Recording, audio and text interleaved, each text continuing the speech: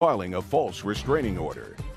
Court come to order. All rise. Judge Judy enters. Have a seat, everyone. Kevin. Hello, Judge. Hi. Case number 2046, Rapp versus Hall. Thank you. You're welcome. Ms. Rapp, not a very difficult case. The defendant was a friend of yours / did some work for you. It's not really relevant how you met him. It was sort of through a social situation. And it is your claim that over a period of time, Mr. Rapp forged your signature to several checks. Correct. And then when confronted by the fact that you've discovered these forgeries and asked him for money, he filed a restraining order against you to keep you away from him, and you say that the restraining order was a false one, and you want to be compensated for having to deal with that. I do. I missed work. Just a second. So I'm going to deal with the restraining order first. When did you file a restraining order, Mr. Hall? I believe it was the 17th of July. Of this year? Yes, ma'am. So not so long ago. I'd like to see the paperwork that you filed in support, just the paperwork that you gave to the court in support of your restraining order, why you were asking for a restraining order. Okay. Don't tell me, is that what you filed with the court? Yes. I'd like to see. Brandon hands documents to Kevin, who brings them to Judy. So let's just be clear. You filed all these documents with the court when you asked for a restraining order? Yes. Okay. Judy reviews the documents. Yeah, I've read some of the text messages, and you're aware of what the text messages say. Yes. I assume you're aware of what they say. Uncross your hands. Oh, yes. And that part of your application for damages as a result of filing a false restraining order is denied. You can't even suggest in a text message that you're going to do something violent in order to get him to pay money that you owe. Do you understand that? I do. Okay, so as Although frustrated... the restraining order was dismissed. It doesn't matter. I'm telling you, I've read it, and some of your text messages sound threatening. I was angry. I understand you were angry. The question is not whether he should be granted a restraining order. I don't have to deal with that. I have to deal with the fact that in the text messages, you make certain threats. What if I could? And all that transpired at a time when the defendant reconciled with his wife and family. So, as I said, as a result of reading your text messages, I believe that Mr. Hall had the right to feel threatened and to file for a restraining order. Whether the court that heard the application for a restraining order felt that your behavior warranted a restraining order is another thing. But I can understand why he would file a restraining order to try to keep you away from him and his family. Oh, yes, ma'am. Sorry. Great! Now I want you to tell me why you forged her name to checks. Because she... $8,800 worth of checks. Now you had the right to file a restraining order. Because she asked me to do this. Because she asked you to forge her name to the checks. Yes. Okay, I want you to tell me when the first time she asked you to forge her name to a check. And I assume, just like you've kept all these documents. Yes, ma'am. You have a document to show me, just one. Because if you show me one, I would tend to think that there were more. So just show me one where she said to you, forge my name to a check. Okay. Take the money out and forge my name to a check. Don't say anything. Just show me. Leslie shakes her head. Don't shake your head. It's annoying. I believe this is the first one. Okay.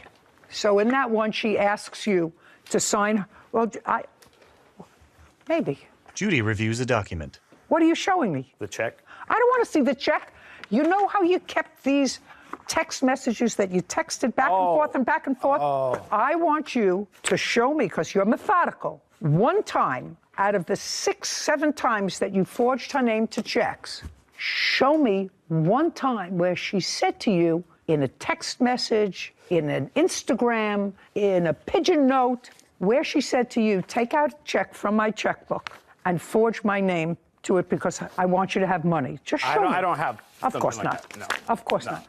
I don't. Now, the first time you forged her name to a check was what month and year? I believe that it was December 9th. Of 2021. Yes, ma'am. And what were you and Miss Rapp engaged in at that time that she told you to forge your name to a check? Okay, so I'm an electrician, and I've been an electrician for 13 years. I've been doing side work all around my county, and there's a handful of liquor stores that trust me that I can go and cash personal checks that I get paid for doing my side work. Miss Rapp knew that, and... Don't tell me what she knew. Okay, all right. So she would be locked out of her account for one reason or the other, and she would ask me, like on a Friday, she wouldn't be able to get access to her money, and I knew she had money. Well, she couldn't get access to her money, so these weren't your checks you wrote out. You wrote out her checks. It'd Right. be frozen out whether you went to take out money or she went to take out money. Right. Also, on a Friday, the liquor store would not deposit these checks until Monday. So I cashed these checks for her to give her cash. Did you ever have sex with the plaintiff? No. Do you think she wanted to have a relationship with you? I think so. Okay. I don't know. What makes you think so? Well, the text message. The text message. The text message that she Yeah. said to you. And who is Robert? Is her ex-boyfriend? And do you know Robert? I do. How do you know Robert? I'd known Robert for 20 years. Been friends. And when did you start doing work for the plaintiff, before or after Robert? Is not an answer. It was after. It was after. Yes. Okay. Give me an idea of when. You've cashed the first check in December of 2021. Give me some idea of when you were aware of the fact that the plaintiff and your dear friend of 20 years were no longer an item. Is not an I answer. don't know what Month. month he was arrested. So Arrested for? June, maybe? Arrested for? I don't know his charges. I don't believe that. Okay. I want to see only with those forged checks, you would have put the money in her Venmo account. Your Honor, I don't see where I have the ones that I deposited in her account. These seem to all be her depositing into my account. Duh. You were happy she left. No, ma'am. You wanted her to stay. No, ma'am. Then you were happy she left. No. Then you're a masochist. Somehow you want to live with Probably somebody. I am. You want to live with somebody who's messy, floods your apartment, weren't a good fit, and yet you were happy with that.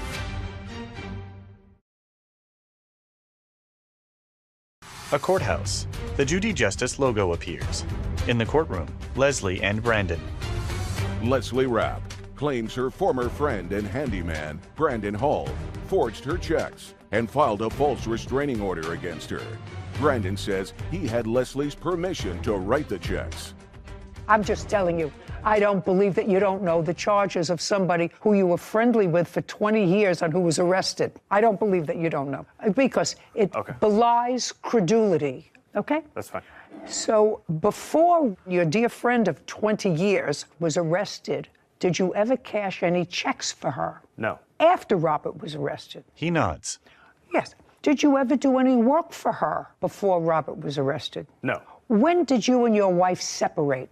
Month and year. Maybe February of 21? And were you still together with Robert in February of 2021? Yes. And when did you and the lovely Robert separate? Robert was removed from my life August 11th of 21. The defendant acknowledges in his answer that he forged your name, not only your name, your signature, but wrote out checks, actually wrote out in his own handwriting, checks in the amount of $8,800. Yes. And he acknowledges that, but he says they were because you asked him to, or it was for work he did for you. Those were your answers, right? No, these checks were not for any jobs that I did for her. They were strictly to get access to some of her money during the weekends and stuff. And then when she was out of town as well. Get her access to her money and when she was out of town. When she was out of town, if you cashed her checks when she was out of town, how did she get money? I Venmo'd the money to her. Okay, so that you have a record of, that you Venmo'd the money to her. Yes. I'd like to see it. I'd like to see it. Here you go. He produces documents. Here's all the Venmo deposits. Her sending me To money. her. No, not just a second. Try not to confuse me. I'm an old person. I want to see only the monies, because she's going to show me the checks that you forged. And contemporaneously, which is a close period of time, with those forged checks, you would have put the money in her Venmo account. On a couple of different occasions, yes. Just a second.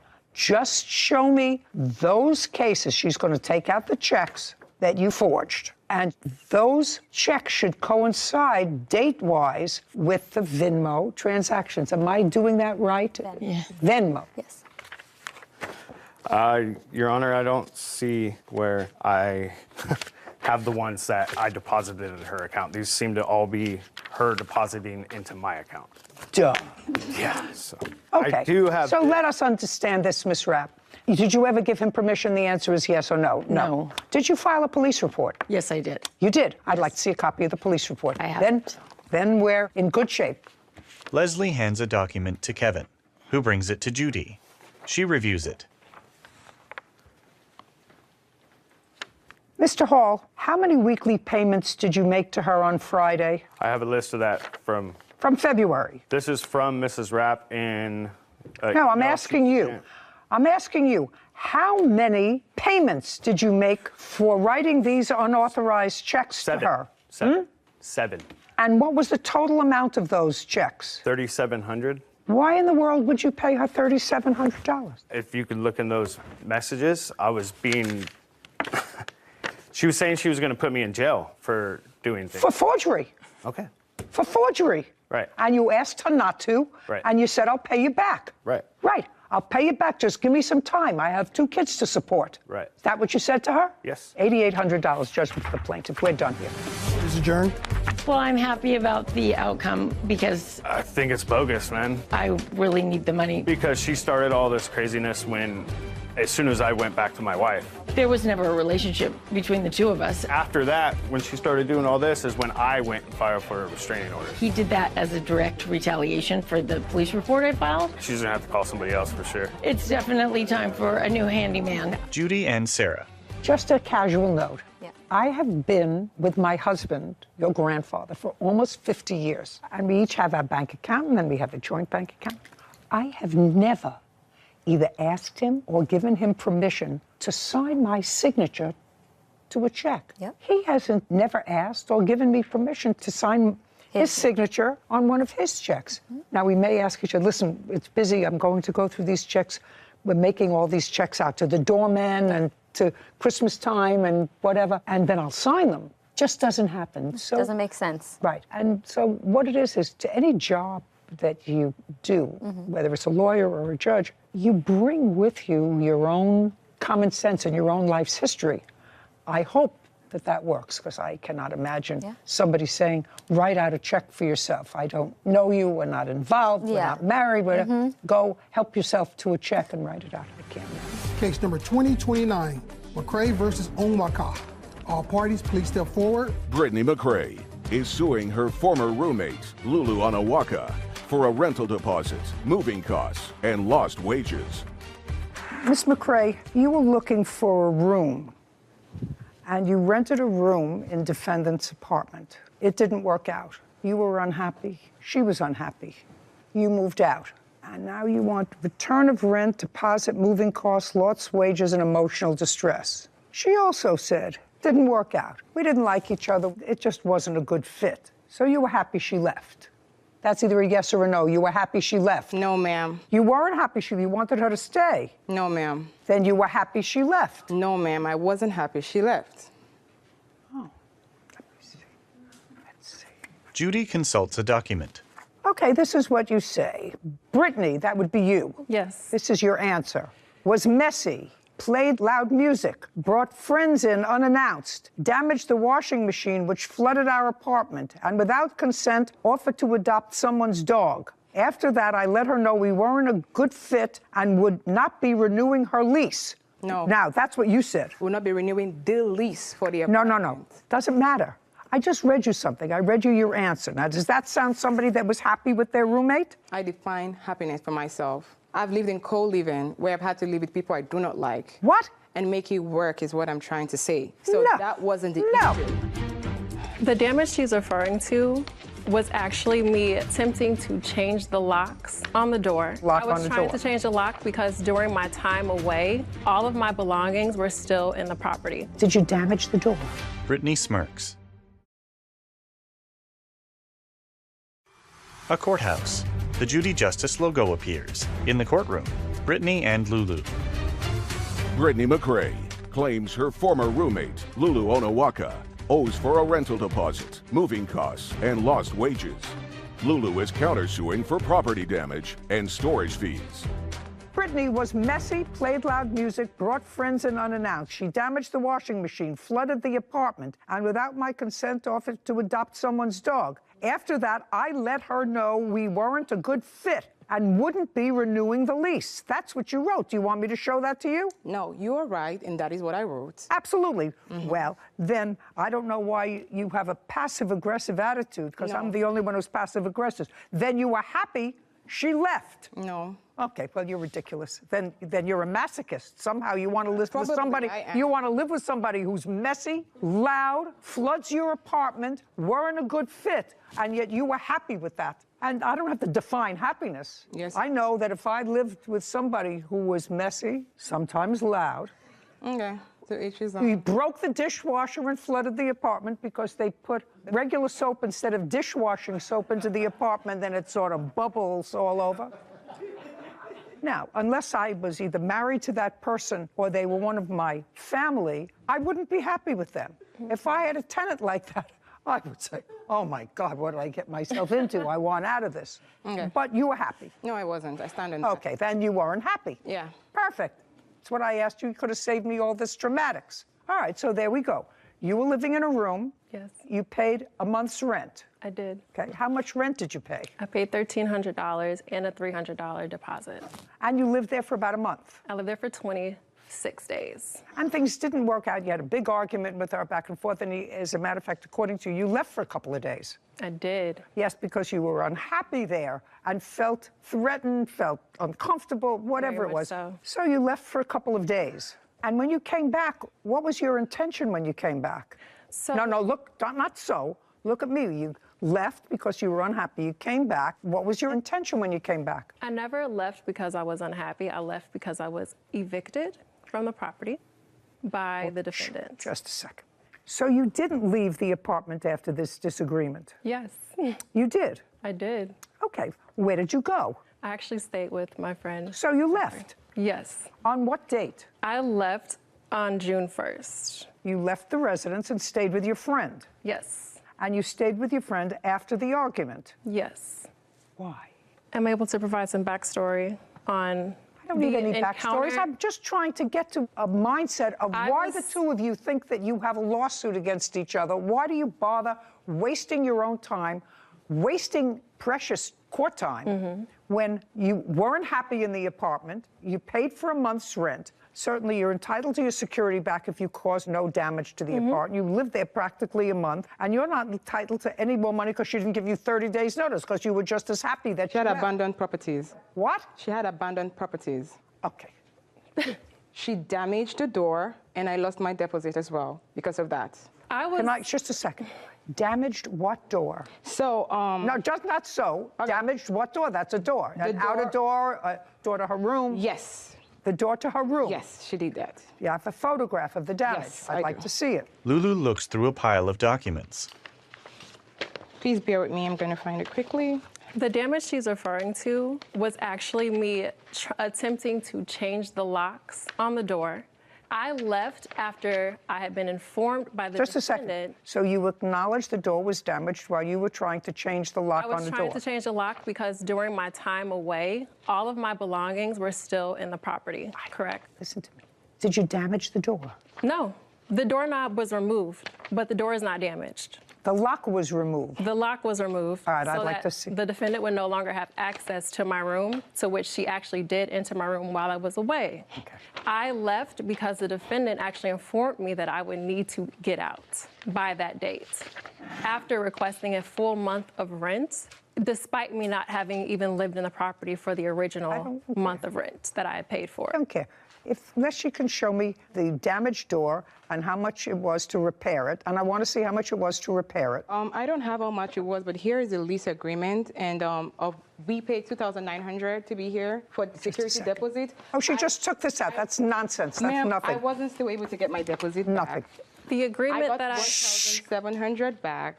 Understand this. Okay. This is not damage to the door. She took out a cylinder. All you have to do is put it back. Unless you have a receipt for somebody putting it back, you get No, but nothing. that's what I'm saying. We didn't put you it get back. We you didn't get put it- nothing. It's a maintenance request at the property. I didn't ask you a question. You're entitled to your $300 security back. That wasn't the security. That was for key and cleaning, and she was aware of it. $300 security deposit. By the way, are you allowed to sublet rooms in your apartment? That's a yes or a no? No. Just a, hey, No, hey, no, don't I look down. wasn't. No, I Don't look wasn't. down. So No, the I answer wasn't. is you are not allowed to sublet rooms in your apartment. Yes. Okay. Yes, you are not allowed to sublet rooms in your apartment. She gets a deposit back. We're done. Thank you very much.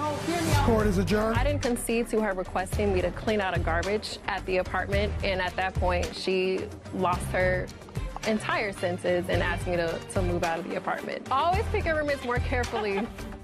Okay, so I don't have anywhere to go really on this case except to suggest that people who feel good, look like they have a job, look as if life is otherwise okay for them, and they move into this rental situation, which is very difficult. I never could understand it, to move in with a stranger in an apartment and just rent a room when you don't even know whether you're compatible, whether you have similar interests, similar time schedules. I always thought that that was fraught with danger, and it keeps me in business here. But here you have two women that were both unhappy. Business, vet bills, and an assault. Court come to order. All rise. Judy enters. Have a seat, please. Kevin approaches. Hello, Judge. Case number 2036, Carter versus Ashley. Thank you. Welcome.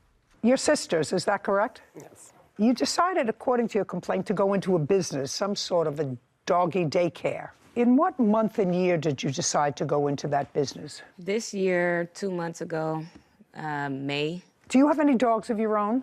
Yes. How many? I have a poodle and 2 pits. And you? I have 4 pit bulls. Did they all live in your home? They did, yes. They did? Yes. The two of you decided to go into this alleged business and needed some space, according to you, and went to the defendant who was renting a house. Is that right, Mr. Ashley? No, it's not a house. What is it? It's a building. What kind of building? It's a commercial building. Okay. On this commercial building lot, there's a backyard or a back Yes. empty space, and it's an open space with a fence. Yes. So it's not a home. No. What arrangements did you make with the Carter sisters to rent them that space? I made arrangement with Deborah Carter. Yes. Charles hands a document to Kevin, who brings it to Judy. She reviews it. Deborah Carter. Correct. That's you. Yes. When for the first time did you meet Deborah? I think it was around the 4th of June. And she wanted to bring some dogs onto your property. Correct. How many dogs did she want to bring on your property? She didn't tell me. She told me she had a kennel. And when I got there and she had the dogs there in 2 cages, it was 7 dogs, 7 pit bulls. In cages? And yes, and they're there today. They're still there? Yes. May I see them, please? I don't have them, and I didn't know what to get together. Okay, I'd like to see what pictures you have, sir. He hands documents to Kevin. This is the 30-day notice that I've given her, and those are the pictures where she damaged. Miss Carter, sometime after June of this year, did you place dogs in this fenced-in open space in cages? Yes. Loud. You hear the way I'm talking? Yes. And how many dogs did you place in the cages? At that time, it was 7. 7 adult dogs? No, there's 3 adults and 4 puppies or 5. How old were the puppies? They were 6 months, 5 or 6 months. Who did the dogs belong to? Me. So all those dogs... Well... Judge, let's get it right the first time. This is not going to get easier. This is going to get harder, Miss Carter. So the 7 dogs that you... Stop playing with your papers. The 7 dogs that you placed in the cages were your dogs. Mine's my sister's and another friend. How many were yours? You had 4 pit bulls. Mm-hmm. Were your 4 pit bulls there? Yes. Yes, that's a yes. So you're 4. Your sister has 2 pit bulls. Were her... Look at me. Your sister has 2 pit bulls. Were her 2 pit bulls there? Yes. So that's 6. And somebody else had 1. Mm-hmm. Who was the person who had 1? They're not here. It's a friend. We were watching their dog. They Okay, have a so dog. you put your 4 pit bulls, your sister's 2 pit bulls, and a friend's pit bull in 2 cages. No, How many cages? there are 4 cages, but Okay, I'd like to see pictures of the Here you 4 go. cages. There you go. Denise hands a photo of caged pit bulls to Kevin, who brings it to Judy. and that's just to separate them Your Honor, when she by first, sex. Shh, just a second. Prior to meeting the defendant, where did you keep your 4 pit bulls? In the yard at my home. Was it in the backyard that you kept the 4 pit bulls? Yeah, they had space in the backyard, but they stayed in the house. And then when it's time to do their thing, they go outside. They stayed in the house in the living room. So they were house dogs? Yes. And what about your 2 pit bulls? I stayed in the front house. They stayed in the house with me. On what date did you bring your pit bulls to the yard? June 4th? June 6th. 6/6. And you paid him for a month. Is that right? Yes. How much did you pay him for the month? $500. And the 3 puppies that were 6 months old, what did you intend to do with those? We had people that wanted them. We were supposed to Wait, move. just a second. Were they yours or hers? Who did the 3 puppies belong to? Me. They belong to you. So don't speak for her. Okay. Good. I've been speaking Now, for just all a my sec. life. I don't care what you've been doing all your life. Right now, I'm getting answers to someone who may or may not be swift enough or savvy enough not to tell me the truth. Did you ever have more than 7 dogs in the yard? No. Okay. So this is what I'm sort of confused about. Of the 7 dogs that you kept in his yard, 6 of them were pit bulls that belonged to you. And what you're suing him for is you say because of him, you lost your kennel business where you want, well, that's what it says here. You lost your kennel business. Daycare. What? It's a a dog daycare. daycare. It's a daycare. There's no dog daycare. They were your dogs. No, we were supposed to be inside. We were only supposed to be outside for a week. The business is a business, like he said. It has a storefront. It has a middle section. The storefront is where we take the small dogs. When you come in, greet you, assess it, bring in the small dogs. If you have bigger dogs, he has a middle section. We were supposed to split the building in half. And he never He split. never cleaned the inside of the building. We had to go in there, power wash it ourselves. We bought our own paint. We were only supposed to be outside for 2 weeks until his people cleaned the inside for us. Okay. Is that what you were supposed to do? no, Your Honor, they are lying. Okay. The building was a motorcycle shop. They ain't brought no paint. They ain't cleaned nothing in it. It's still not clean. Okay. And Were they they just a didn't second. have no money. Just a second. How much in total did they give you for rent? $500. Is that correct? Yes. For the first Just a month. second. Did you give them any more than $500? No.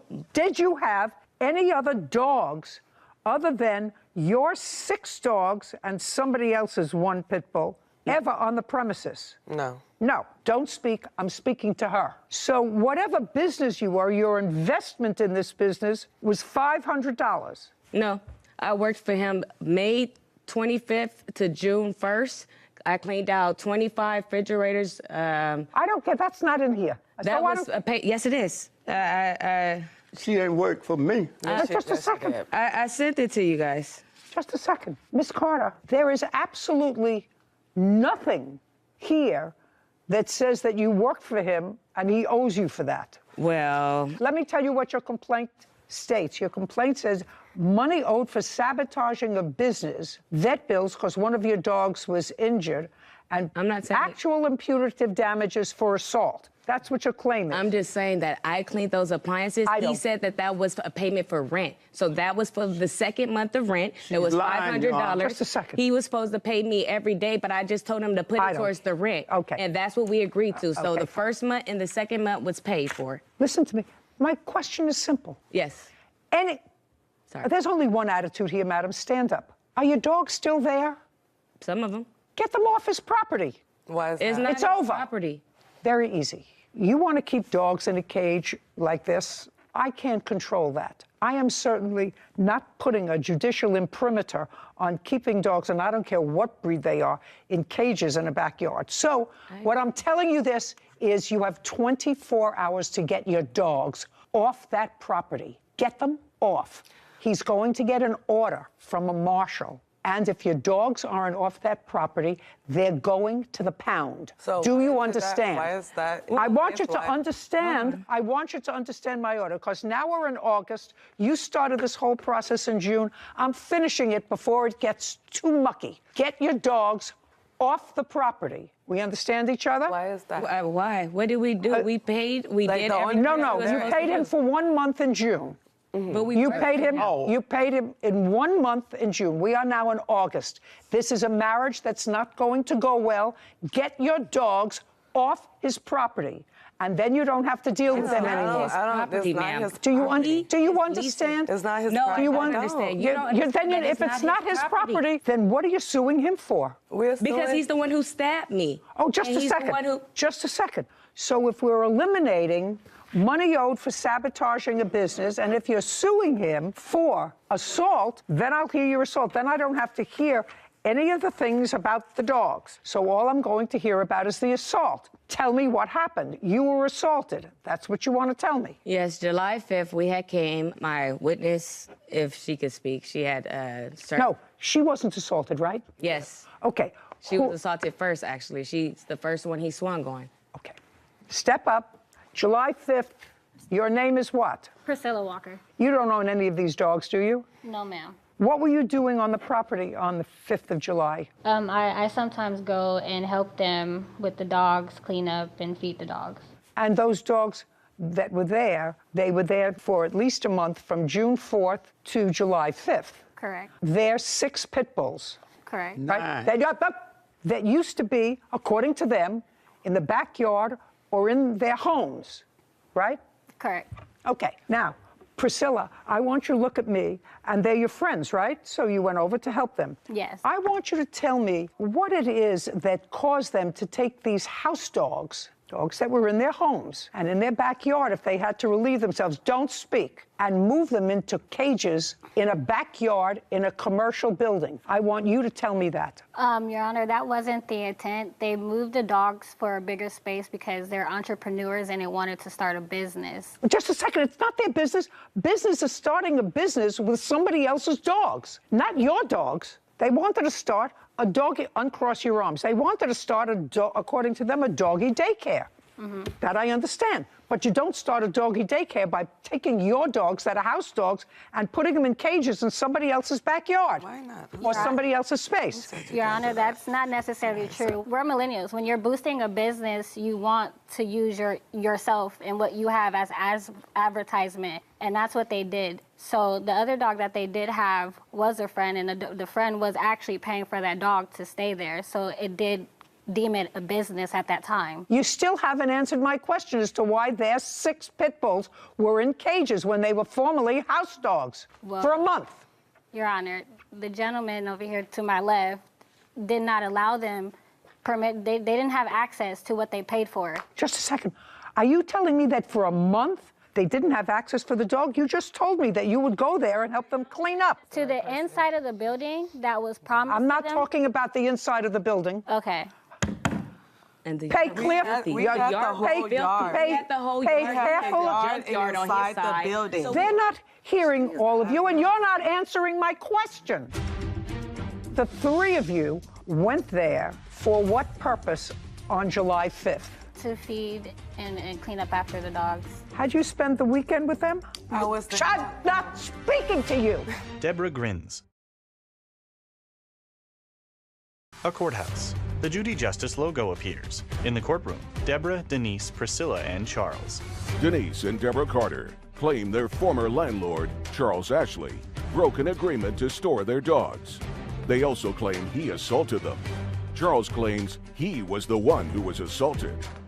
Okay, if I was starting a doggy daycare business and I had house dogs, my little Shih Tzus, running around the house where they have been for years, I would not take them and put them in cages in a back vacant lot in order to demonstrate that I had a business. My dogs just a slept in second. the house. They slept in the house. They didn't roam in like your little Shih Tzus. They didn't do that. Just a second. You told me that they stayed in your house. I said they slept in the house, in a cage, in an area. Yeah, well, that's exactly what I'm saying. I don't understand how you could take your pets But they stayed outside. Because they we spent were their time offered throughout the other day. things. They We wanted slept to in the have house. one. All right, let's get to the assault. I'm not interested in this.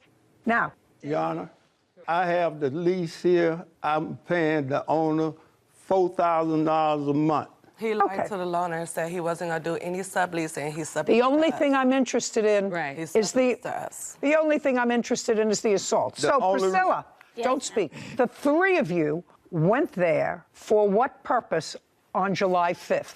To feed and clean up after the dogs. Okay, and you had done that before? Yes. And when you got there on July 5th, was that over a holiday weekend? Yes, it was. It was a Tuesday. It was a It was a Tuesday, so July 4th was on a Monday. Yeah. Had you spent the weekend with them? I was there. I'm not speaking to you. Had you spent the weekend with them? No. Yeah. Okay, you say yes, she says no. I'm not asking you a question. Do you understand? So you spent July 4th. Go ahead. You spent July 4th with them. Is either yes or no? No. When did you meet them on July 5th? Around the morning. Around what time? 11 a.m. You're asking me with a question. 11 a.m. I don't know if it was 11. I'm 11 asking a.m. you. 11 a.m. Did you have a discussion with them? Regarding? Regarding the dogs, what you were going to do that day? Of course, we always have discussions about what we're going to do during the Okay. day. When you spoke to Deborah, did you ask her when she had last seen the dogs? No. No, you did not. Deborah, prior to July 5th, when had you last seen the dogs? July 4th. What time? It was about 5 o'clock. I was in there, cleaned them up. He came, locked me in for 4 hours. Okay. So on July 4th, you were in there feeding the dogs. Yeah. And July 5th, you went back in the morning again to feed the dogs. Is not an answer. Yeah. Now, tell me what happened when you got there on July 5th. On July 5th, when we went inside to feed the dogs, I went to go turn on the water hose, and I noticed that the water would not come out. That's when they were in the kennels feeding the dogs, and I told Carter that, hey, the water's not on. So the door to the building was open. I believe they both stepped in. When they stepped in, there was like verbal altercation. So when they stepped in, you heard that there was someone else in the building? Yeah. Okay. And that would have been you, sir? Yes. On the 5th? Yes, me and another friend of mine. Okay. And what were you doing in the building on July 5th? It was about 6 o'clock that evening. My friend came by the house. He's a general contractor, and I'm renovating the building to set it up for business. So I said, come on, let me take you up here, show you the building. I need your help. We get up there. I open the gate, go in, leave the gate unlocked, and we walk through the building. When I come around, they are in the building. All three of them or just one? All three of them. Had you turned the water off to the hose outside? No. Do you I used know? to water the dogs when they didn't come because they'd be barking so, and the neighbors next door, I just moved in, Your Honor. I don't want to make no enemies. That's why I told them I'm not taking no more rent from you. Get the dogs out. Okay. I tell them you trespass. Just a second. So now you went inside, or the Carter sisters went inside. Yeah, I stood You there. heard some noise. Did you go into the building? Yes. Okay. And what happened when you went into the building? When I went into the building, he immediately got very frustrated and said, what are you guys doing here? Why are you here? You need to get off my property, get off my property. They're like, we paid you. We have an agreement. And next thing you know, he pushed Deborah Carter. He pushed her. And then that's when Denise Carter got in the middle and said, no, you're not, don't put your hands on my sister. The situation ensued. The gentleman that was inside stopped everything and walked him out of the building. And as he's walking him out of the building, and we're walking out behind him so that we can try to figure out what's going on with the water, he slams her foot in the door and tries to lock her in and pushes her. And that's when they started pushing on the door because at this point he's trying to lock them in. Lock them in the building? Yes, ma'am. Okay. When they actually, the gentleman stopped him and the door opened, I seen what type of altercation it was. I didn't want anything to do with it. I'm like, so at that point, nobody was injured? No. Okay. So now you're outside? Now we're outside. Okay. And you're outside in the back area where the dogs are? Correct. Tell me what happened next. So as we're walking, I'm walking fast because I noticed that he's walking fast. And I'm like, you're not about to lock me in here. You already just tried to lock them in there.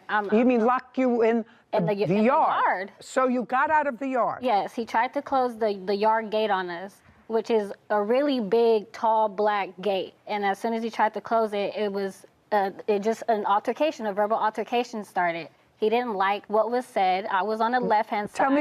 Tell me what the altercation was. Everything was said about the business, you know, that they were going to speak to the owner, that, you know, he still owed them money if he wanted them to move out for the rest of the month, that he could just give them the money or whatever and they'll leave. It wasn't a problem. By the way, I am looking at your lease, and you did lease the premises from June of 2022 to May 31st, 2025 at a monthly rent of $4,000. Are you still paying rent to the owner of the building? Yes, ma'am.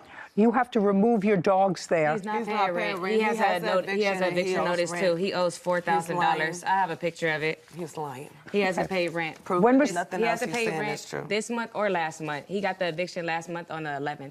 Okay. Right now, he has not been evicted from the property. Is that correct, or have you? Right. I just paid him yesterday. Why did you say you did? Just a second. Oh, I'm asking a simple question. I have before me, ladies, pay attention.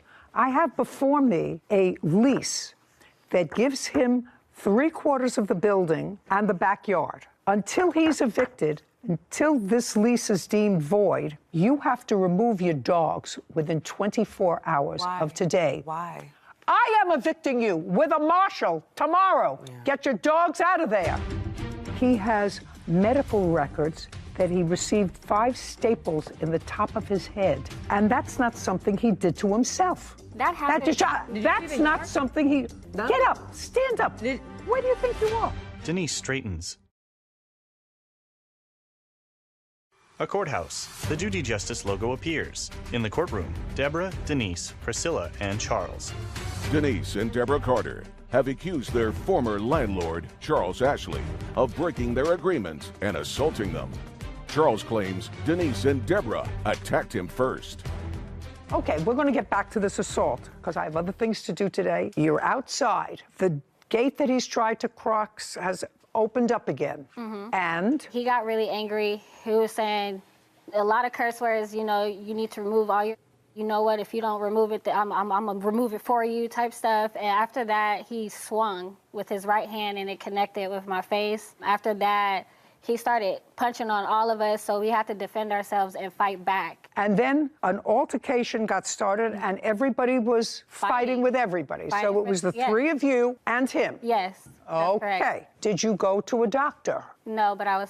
Just a second. Did you take photographs of your face? No. What about you? Deborah, were you hit by the defendant? Yes, I was. Where were you hit by the face and my foot? No pictures, and I didn't go to the doctor. I self-healed. Good. And what about you, Miss Carter? Where were you hit? Doctor. I had to go to the ER because I had to get stitches. I had 9 stitches. Okay. Well, tell me about the stitches. That's what I want to know. How did the cut that required the stitches take place? When he was attacking us, he was swinging on me, and he had a blade in his hand. And I thought he was punching me, but really when I was blocking myself, he was taking... That was the second occurrence, because after the first one, we tried to leave the situation. He was upset and put out a knife. We thought we were leaving, yeah. He just came back with the knife, and now I'd like to see the records. Here's the knife records, and then here's the police records on when he was arrested, and that's just like my stitches and what doctor I went to and like my medication. Okay, now I'm going to take a look. Kevin brings documents to Judy, who reviews them. Okay, Mr. Ashley, the only thing that I actually want to know about from you is there's no question in my mind that the plaintiff did not cut herself. No question. I want to know how she got cut. I don't know, Your Honor. I didn't even have a wallet on me. I'm 75 years old.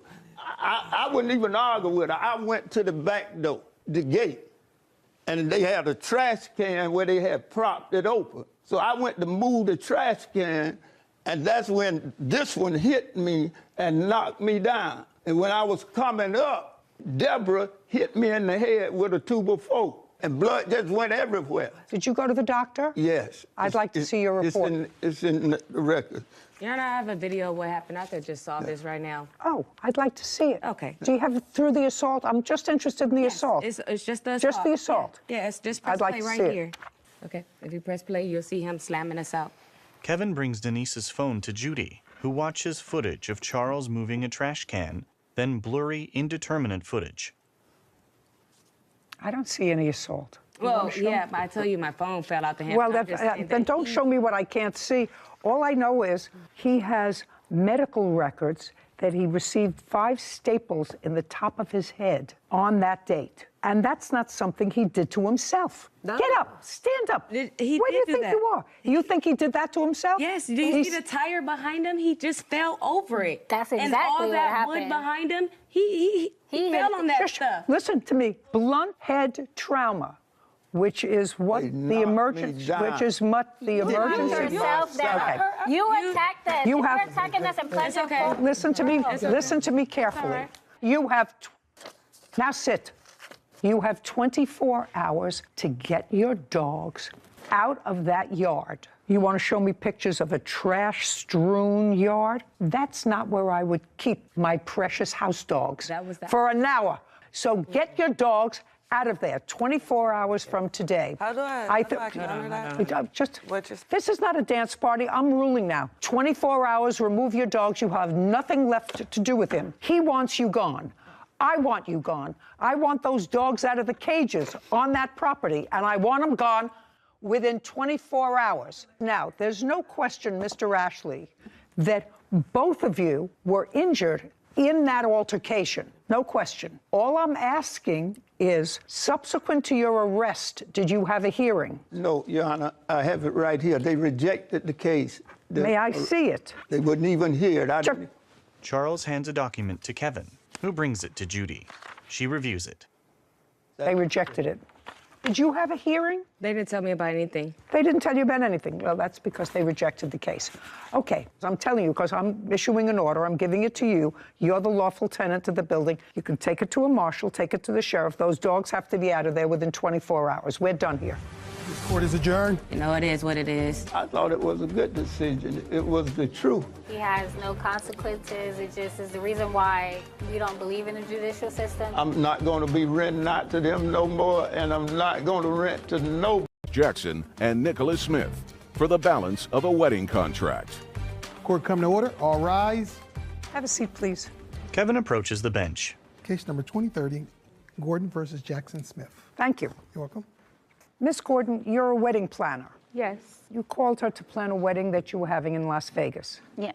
Is your husband? Yes. The wedding was scheduled for what date? April 30th of 22.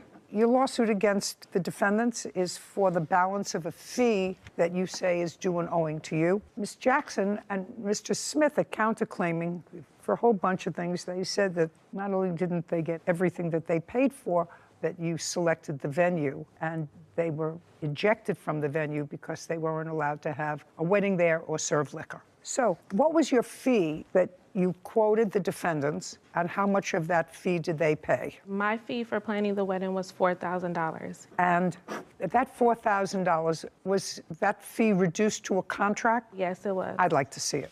Okay. Tara hands a document to Kevin, who brings it to Judy. Ms. Jackson, this your first wedding? Yes. And yours? Yes. Judy reviews the document.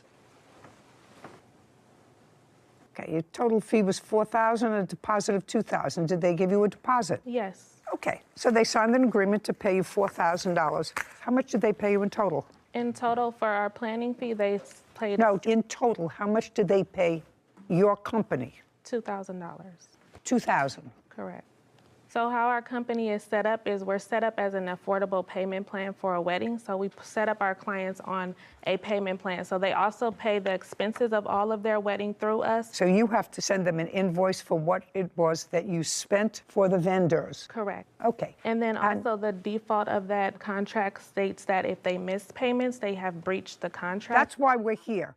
Each of you is accusing the other of breaching this agreement. You say that they didn't finish paying you what they owed you, and they say you didn't furnish the services to them that they signed up for the wedding. They gave you $2,000, and the wedding was supposed to be held where? The banquet hall. Did you send them a deposit? No, because at that time she had not paid enough money. Just a second. The answer is no. You had not sent them a deposit. No. Had they sent you the deposit of $2,000? They sent me the deposit for our planning fee, yes. I'm talking about for your planning fee, $2,000. Yes. And how much was the deposit for? 50% of $16,000, which was $8,000. And where is the invoice for that you sent them? I don't have that invoice because she was not able to secure the venue. I read it. And from what I read in your complaint, the original venue that you secured, according to you, was rendered unavailable because of a broken pipe. That was the second venue. We went through 3 venues. The first venue, she lost that venue because she could not keep up with the payments and did not submit money for a deposit. The second venue was the R&R Event Center. That venue she lost because a pipe broke in the venue. Okay, just a second. R&R Event Center. And when was that taken? That was booked on March 11th, 2022. And I do have the invoice for that. And how much was it? $2,250. Okay, that's much better than $8,000. Okay. Did she put in a deposit? The deposit was made from the monthly payments that she makes towards her wedding. Show me invoices that you sent her every month. Yes, I have that. Well, I'd like to see them. Tara hands a document to Kevin. This is the statement of the account. It lists all the invoices that she was sent on a monthly basis. So she paid you the $20,000 that was invoiced. Her wedding cost a total of $23,651. No, that's not what I said. Opening balance was $0. Invoiced $20,451.57. Paid $19,356.57. That's what this says. Uncross your arms. Correct. No, that's okay. That's so correct. She paid for everything. Now. No, she didn't pay for everything because, as I just stated, her wedding cost a total of $23,651. Let's go back to, because I see that we're not getting anywhere.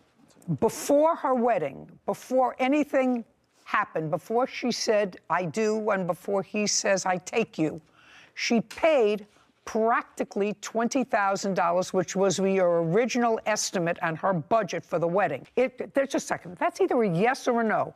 Before the wedding, your original budget that you were given by the defendant, I read the papers, was $20,000. So, and that's either a yes, I read the papers, or a no. Yes, that is the budget she stated she would like to stay around. But however, in planning a wedding, you cannot give an exact of how it's going to cost. I didn't say that. I didn't, Madam, pay careful attention to me.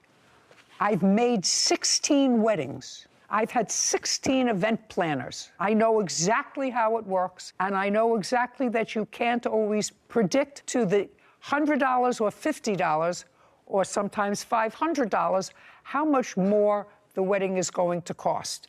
It never costs less. That's not what I said to you. I said by the time the wedding took place, she had paid the vast majority of the original amount that she said she wanted to spend for the wedding. And that is accurate. Correct. She said she wanted to spend $20,000. She gave you over $19,000. Did that include your fee? No, it didn't. Just a second. So the answer is no. That's what she wanted to spend exclusive of your fee. Correct. Now, of your fee, she gave you an initial deposit, or they did, of $2,000. So that's either a yes or a no. She gave you $2,000. Did she ever pay you the other $2,000 for the fee? And the rest of the expenses that you want are the additional expenses over and above the $20,000 that, stop shaking your head, over and above what she originally said she wanted to spend. Correct. Now, I'm going to get to what happened just about a week before the wedding. Okay. You had booked a place. She had paid for the place, $2,250. Yes. And that was at R&R. According to you, something happened at R&R. Stop shaking your head. It's annoying. Something happened at R&R. What happened at R&R and when? Correct. The wedding was scheduled to happen on April 30th. Tell me what happened at R&R. I was informed by Rico, the owner, sitting on that side, that a pipe had busted and the venue would no longer be available for usage on her wedding date. And on what date was that? It was around the week before her wedding, or 2 weeks before her wedding, sorry. Date? I don't have the exact date. Rico rises.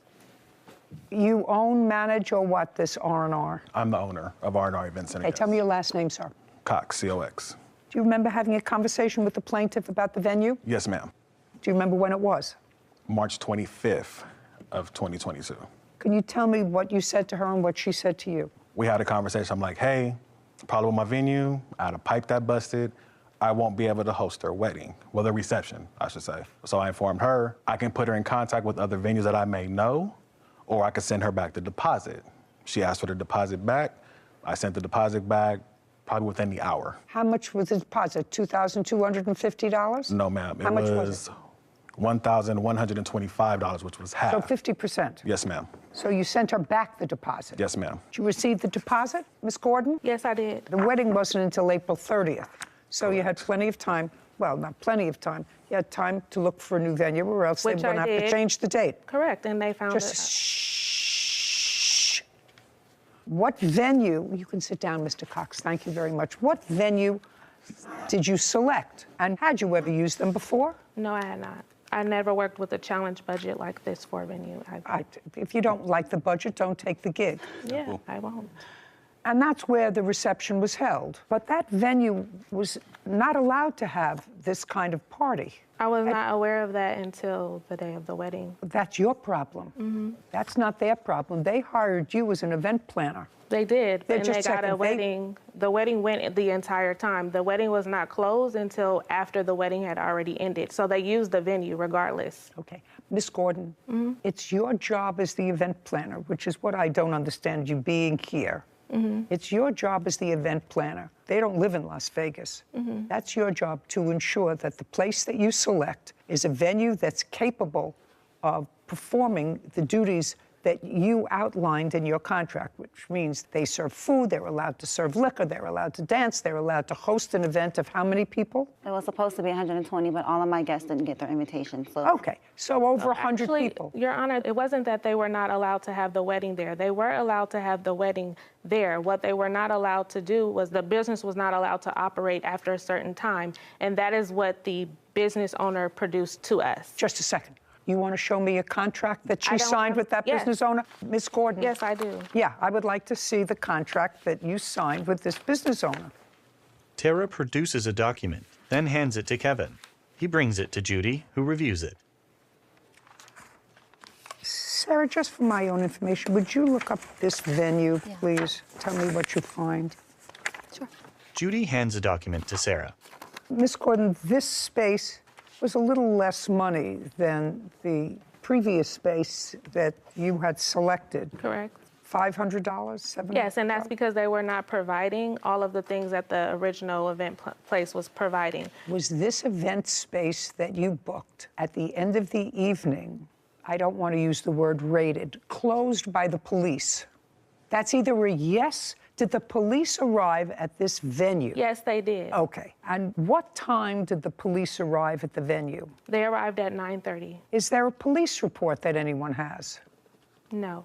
And how many parties have you done where police arrived at the end of an evening or during the course of an evening in the 2 years that you've been in Las Vegas? Never. And the police arrived at this wedding not because anybody was creating a disturbance, there weren't shots fired. Well, no, that is why. Beatrice's eyes widen. Caption coming up. You may say so, I don't know anything about the venue, but that's your job. You're supposed to know about the venue. When I told her in the first place that she needed to postpone her wedding, that was my professional You mean that's advice. No, that's not what she hired you for, to tell you to postpone her wedding. Whitney smirks.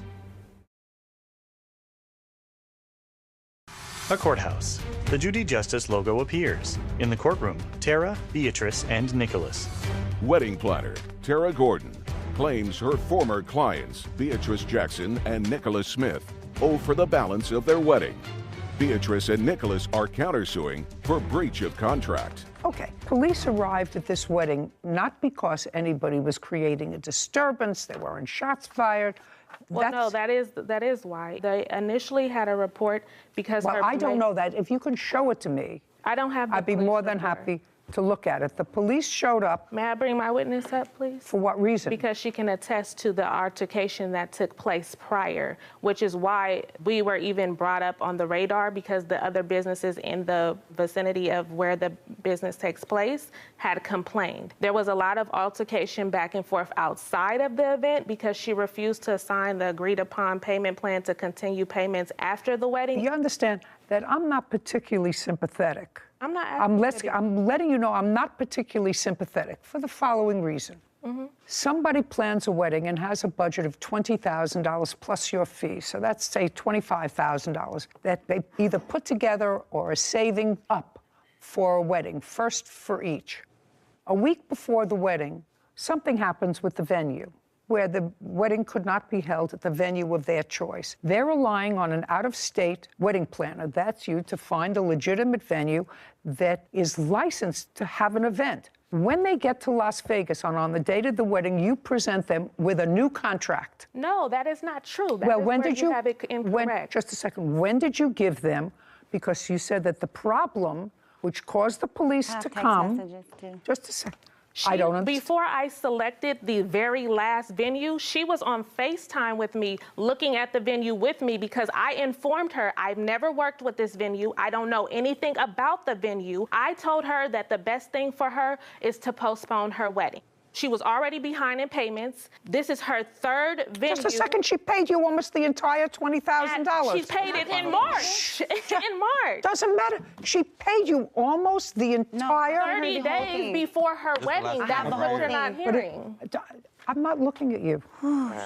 Before her wedding, she paid you almost the entire amount of the $20,000 that she originally gave you as a budget before the wedding. If you look at the contract, it says that you're going to make monthly payments so that we can adequately plan your wedding. You booked me back in 2021, almost a year before your wedding. The wedding was to be planned over the course of that year. The initial venue that I have worked with, that I know is reputable, she ended up not paying the deposit on time, so they had to move forward with another date. After that, I didn't get any payments from her until March, when she got her tax return. And then at that time, I was forced with less than 60 days to try to find another venue, in which I did, which was R&R event space, and then a pipe busted in that event space, and then I was forced to find another venue for her. I told her back in January, the top of the year, you need to postpone your wedding. Before invitations went out, before of all of that, when she was having troubles with her payment plan, I advised her as a professional, I think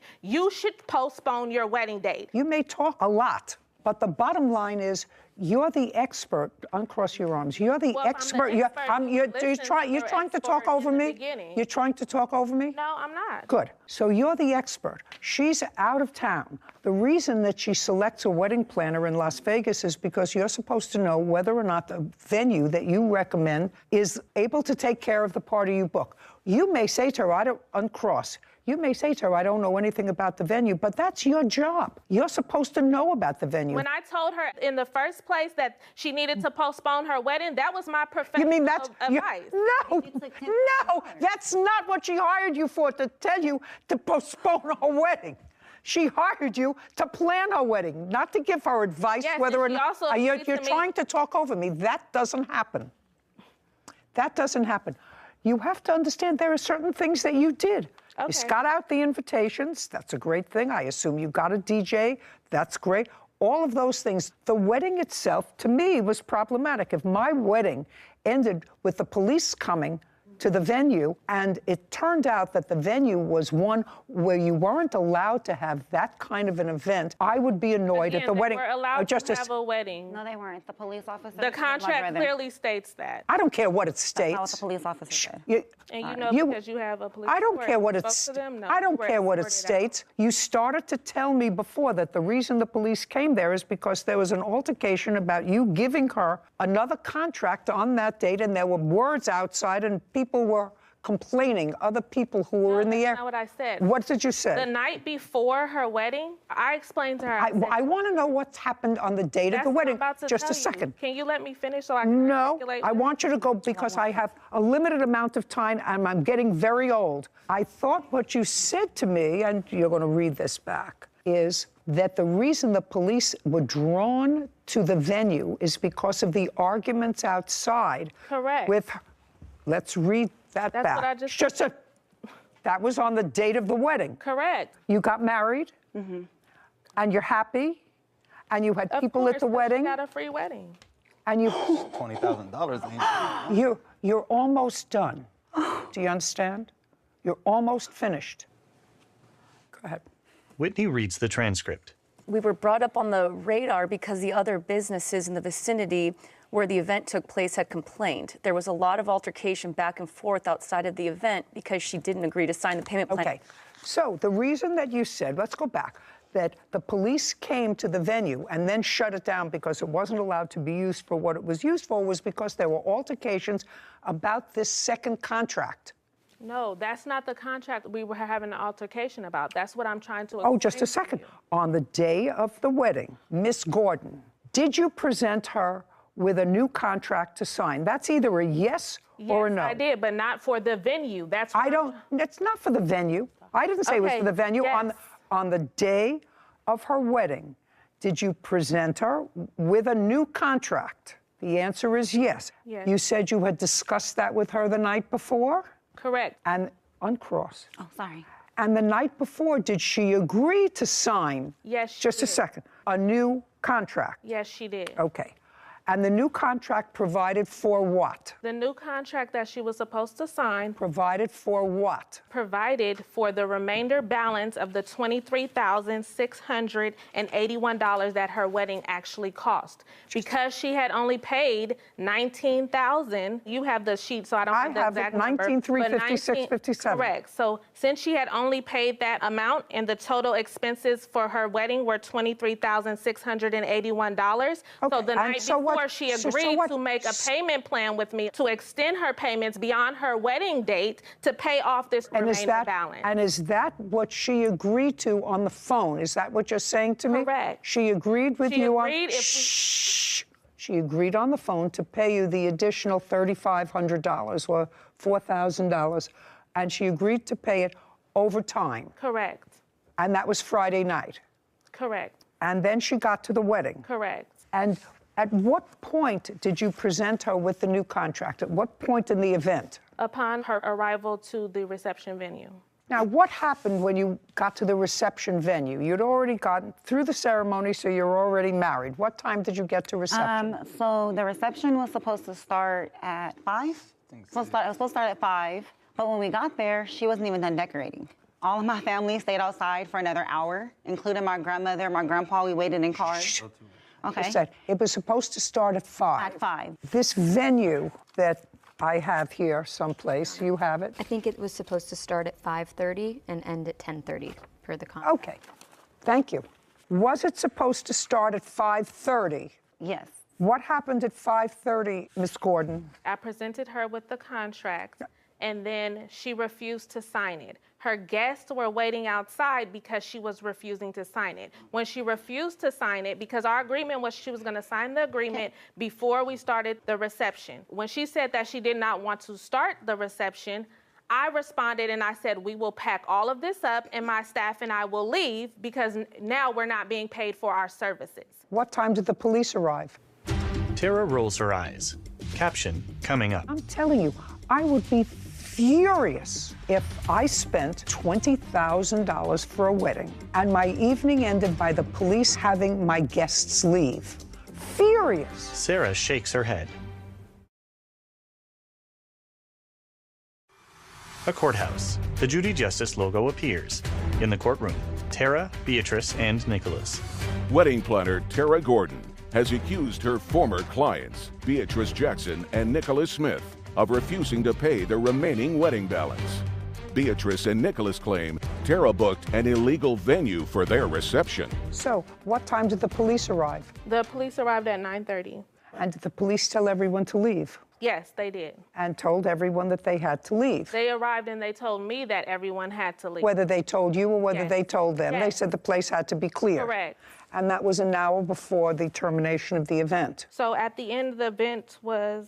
The event was supposed to end at 10:30. Police arrived at 9:30. That's according to you. That's an hour short of the event time she was supposed to have at the venue. No, the event was supposed to end at 9:30. This is her timeline of events that was supposed to take place. This is the contract. That's the time that I have the venue too. I have to clean up. The agreed upon timeline is here. The wedding was supposed to end at 9:30, giving me an hour to clean up. I'll take a look at what you have. I'm just telling you that this is the signed contract. That's signed between me and the venue because they were giving me an extra hour to clean up. That doesn't say that in here. Because I booked it for a timeline. I booked it from 5:30 to 10:30. I outlined everything that takes place. It ended at the last song of the night was at 9:30. And she went through the last song. We made it through the last song of the night on time. Could I take a look at that? Kevin brings Tara's phone to Judy. I just can't wait till it's my turn. Judy reviews a document on the phone. Well, the last song of the night was supposed to start at 9:30. Yes, and it started earlier because we made it through and she was done dancing. And by the time the police came, it was just mingling and dancing going on. So she had made it through her entire wedding reception is what I'm trying to state. Rico rises. Yes, Mr. Cox. Please. Hey, Your Honor, I'm back. That's not true. The police actually came at 9 o'clock, and... Were you there? I was the DJ. You were the DJ? Yes, ma'am. Oh. That didn't get paid. Don't. Oh, he got Don't. paid. He got paid. Speak. So the police arrived at 9 o'clock. That's correct. And what happened when they arrived, Mr. Cox? So By the way, did you know them before the wedding? No, ma'am. Did you know her before the wedding? Just conversation that we had via Facebook or telephone. No, he did not know me So no. prior to the I'm not talking to you. I'm talking to him. She booked your services. Yes, ma'am. And how much were your services for the night? My DJing services were $500. Were you paid? No, ma'am. What happened when the police arrived? The police came, asked everyone to leave. Do you know anything about this venue space where the wedding took place? Yes, ma'am. Tell me about it. It's a storefront. So are a lot of venues in Las Vegas. Your case is dismissed. Do you understand? This is not a free-for-all. As far as I'm concerned, you got almost exactly what her budget called for. And I have one vendor that wasn't paid. Because she didn't pay. It's clear. Well, how do I know that you paid the other vendors? At least I know one vendor that you didn't pay. And she paid almost $20,000. They got paid because, okay. I have two things. I have one vendor that's here that wasn't paid. You were paid almost $20,000. The balance, part of it, is for your fee. Part of it is my for... fee was not... Are you saying that part of this money that you're suing for, this $4,000, was not part of your fee? The $4,000 that I'm suing for is part of my fee. Of course, that's what I said. So part of that money was for your fee, and part of it was for vendors. I have one vendor here who says he wasn't paid. Well, I have receipts from other vendors if you like to see. No, I know you had a lot of vendors, but you didn't pay him. He's the only I didn't pay him body. because she didn't pay me. It's clear. She didn't pay me enough money to pay her venue. I have here proof of how much every item in her wedding cost, which exceeded the $19,000 that she paid. Clearly, she owes more money. That's the facts of the matter. She owes more money to what her wedding cost. She's countersuing you for ruining her wedding because you booked it at a venue that wasn't allowed to have a wedding. She's got a counterclaim for far more than your claim. Bottom line is, she picked a wedding planner, she picked a venue, she tacitly approved this change of venue. Both of you had to at the last minute, but you did that relying on the wedding planner to find a venue that was capable to hold the event, and it wasn't. It wasn't. That's your job. Your job is to find an appropriate place so that the police don't raid a wedding a half hour before it's over. That's not the way a wedding is supposed to end. So what I want you to tell me is you're suing her for $4,300. How much of that $4,300 is your fee? $2,000. And you didn't pay him? No. So that's 24 minus 500. You didn't pay him because you have to pay him. I paid him. Part of it was to pay him. I'm deducting it. Okay. I'm not paying you for your fee. Okay. You booked the wrong space for your fee. So far, I have $1,825. Other than the DJ, who else didn't you pay? I'm very clear. Can I? Other than the DJ, he's going to tell me, the DJ is going to tell me, other than the DJ, who else didn't you pay? Mr. Cox, could you stand up, please? You seem to want to tell me something, and since you didn't know either one of these parties, I'm going to let you tell me. Do you know any other vendor other than you who wasn't paid? The bartender also was not paid. Bartender. That's correct. Which is his wife. That's correct. I don't care if it was his wife or not, it was the bartender. Right, but what I'm saying was the bar was included. How much were you supposed to pay the bartender? The bar and the bartender came with him. He offered to do the bar and to DJ because his pipe busted. So what I'm saying is, he said, I'll bring my bar and I'll do a cash bar, meaning that... That's because a bar you can't have for $500. So we'll do a cash bar. Correct. Did you do a cash bar? Yes, ma'am, I did. Okay. So you made some money off the cash bar? Yes, ma'am. Yes, of course. Got it. Now you can sit. So what you paid him was $500 for both. And $150 for the bar. $650 total. That's what he charged them outside of the wedding. This is a very easy case for me. You were paid almost $20,000. I wasn't paid anything. I was paid $2,000. And I would feel doubly furious if on the day of my wedding, as a new bride of an hour, the event planner said to me, you can't go in unless you sign this contract modifying our first contract. The contract was not to modify. Your case is dismissed. We're done. Okay. This court is adjourned. So you counterclaim. Outside the courtroom, Tara, then Beatrice and Nicholas. There are some things that I realized that, I could have done better. Basically, 10 days before the wedding, add additional $4,000 on top of $20,000. That never happened. It was just her way of just trying to come up on more money, in my opinion. At the end of the day, she had got her wedding. Judy and Sarah. I'm actually sometimes surprised at professionals like this woman, who is an event planner, has a reputation. Mela Turchiarelli for personal belongings. Court come to order. All rise. Judy enters. Be seated, please. Kevin approaches. Hello, Judge. Good. Case number 248, Bolio versus Thompson's Turkey Valley. Thank you. You're welcome. How old are you, Miss Bolio? I'm 31. You have 2 kids? I have 3 children. 3. How old are they? I have a 10-year-old daughter and 2 sons that are 4 and 5. What kind of work do you do? I stay at home with my children. And how long have you been staying at home? Since my first son was born. So for 5 years? Yep, my first son. And what had you done before? Housekeeping, and while I was pregnant with both my sons, I did do beet harvest. There came a time, sometime, I think, was it last year, that you needed a place to stay. Yes. 2021. Yep. Why? September 29th of 2020, me and my boyfriend had broken up, so I had stayed in a shelter. Is your boyfriend the father of either one of these children? All my children have the same father. Me and him had broken up at the time, and I left from where we were staying at the time. Our living was West Fargo, to the YWCA right away, the homeless shelter. And I was there for like 6 months. And during that time, I had met Carmela, and me and her became friends. And I had introduced her to my brother. And then I moved away for a little while in April, and I came back like the end of May. Where did you move to? I went to Texas. What's in Texas? A friend. Where did you meet him? Here in Fargo when I was 14 years old. So what brought you to Texas? That's where he was living, and he told me if I wanted to come live with him there, I could. You didn't have a job in Texas? He did.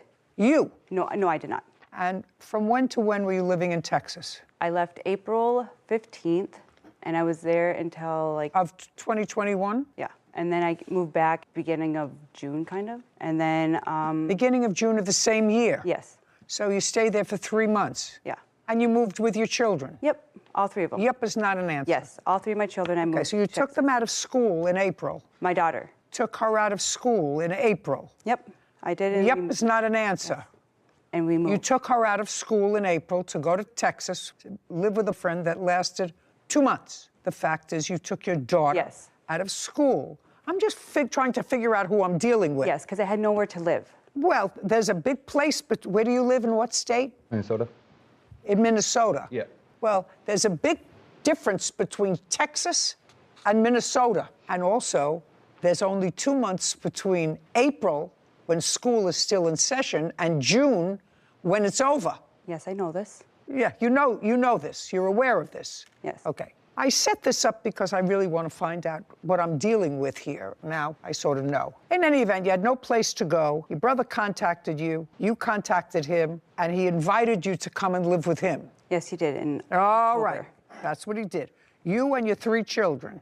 Nope, just me and my 2 boys. So you were going to live with your brother and his girlfriend with your 2 children? Yes. You got there when? October. of 2021. Yes. Case is relatively simple. Case involves your claim that they have property that belongs to you. And they have a cross complaint that they probably would not have brought but for the fact that you're suing them. Because I think that they're just happy that you're gone. You moved in with them in October of 2021 and paid no regular rent. The agreement between me and my brother was to buy food for the house and to give him money when I can. Okay, now you weren't working. Now you weren't working, so how are you going to buy food for the house? I was on assistance through Minnesota, so I got SNAP. So you got food stamps? Yes, and then I had child support. Well, I was on child support, but I wasn't getting the money. I didn't start getting money until February of 2022. And that's when I start giving him money every so often. In October of 2021, you were not getting child support. No. You were getting food stamps, which you said you would share with your brother. Who lives, not yep is not an answer, who lives with his girlfriend and how many children? We have no children. No children at all? We have dogs. That's fine. So you were sharing some of your food stamps with your brother and his girlfriend? All of my food stamps went to the house. Well, that's where you were living? Yep. Yes, it was. Yes, that's where you were living, with your two children? Yes. Okay. What kind of work do you do, sir? I'm currently unemployed. And what does your girlfriend do? She works for a cleaning service. Okay. Now, there came a time that you got a substantial amount of money from the government. What month and year was that? Just this past April. How much did you get from the government? It was taxes. What kind of taxes? You haven't worked in 5 years. It was the child tax credit, and I did work when I moved back from Texas. You told me you hadn't worked in 5 years. I want to know what you got money from the federal government for. That's what your brother says. And I was curious, that's why I asked you the questions about working. It is. So don't make it up. It slipped my mind. What? I'm sorry. So that doesn't slip your mind. I did housekeeping, laundry, in a hotel when I moved back from Texas with my mother. Month? You worked from June 2021 until, we'll find out. Until like mid-June because I did not have a babysitter for my children. So you worked for a couple of weeks? Yes. How much money did you get from the federal government in April of 2022? Like $11,000 from the government for child tax credit. So you got $11,000, not from working, not that it slipped your mind, because 2 weeks may slip your mind because that's what you worked, if you worked at all. $11,000, you got child care credits. How much did you get for each of your 3 children? I only filed for 2 of my children. How much did you get for the 2 boys? I believe $3,000 for each of them. That's $6,000. Where's the other 5? That came to me for the stimulus checks because I did not receive the last stimulus check. They said that my boys did not receive the refund that was coming to them for the stimulus too. So that was all. So your boys got. Let me understand. Let me understand why this country is in such a fiscal morass today. So you got $3,000 for child care credit for each of your children, and the other $5,000 came because you went to an accounting firm, and they said, well, you should have gotten stimulus money for your boys. Yes. And you missed that, so we're going to put in for it. So they sent you another 5, or they sent you... They sent it all together on one. Okay. All together on one. So that you had plenty of time to go and take care of. Yes. Right. Your judge actually have proof of how much she did get. Jordan hands a document to Kevin. Now, when you got this $11,000, that $11,000 was supposed to help get you through COVID. Yes. Paying your bills, paying for rent, buying clothes for your children. So you got this money in April of 2022, $11,400. Okay.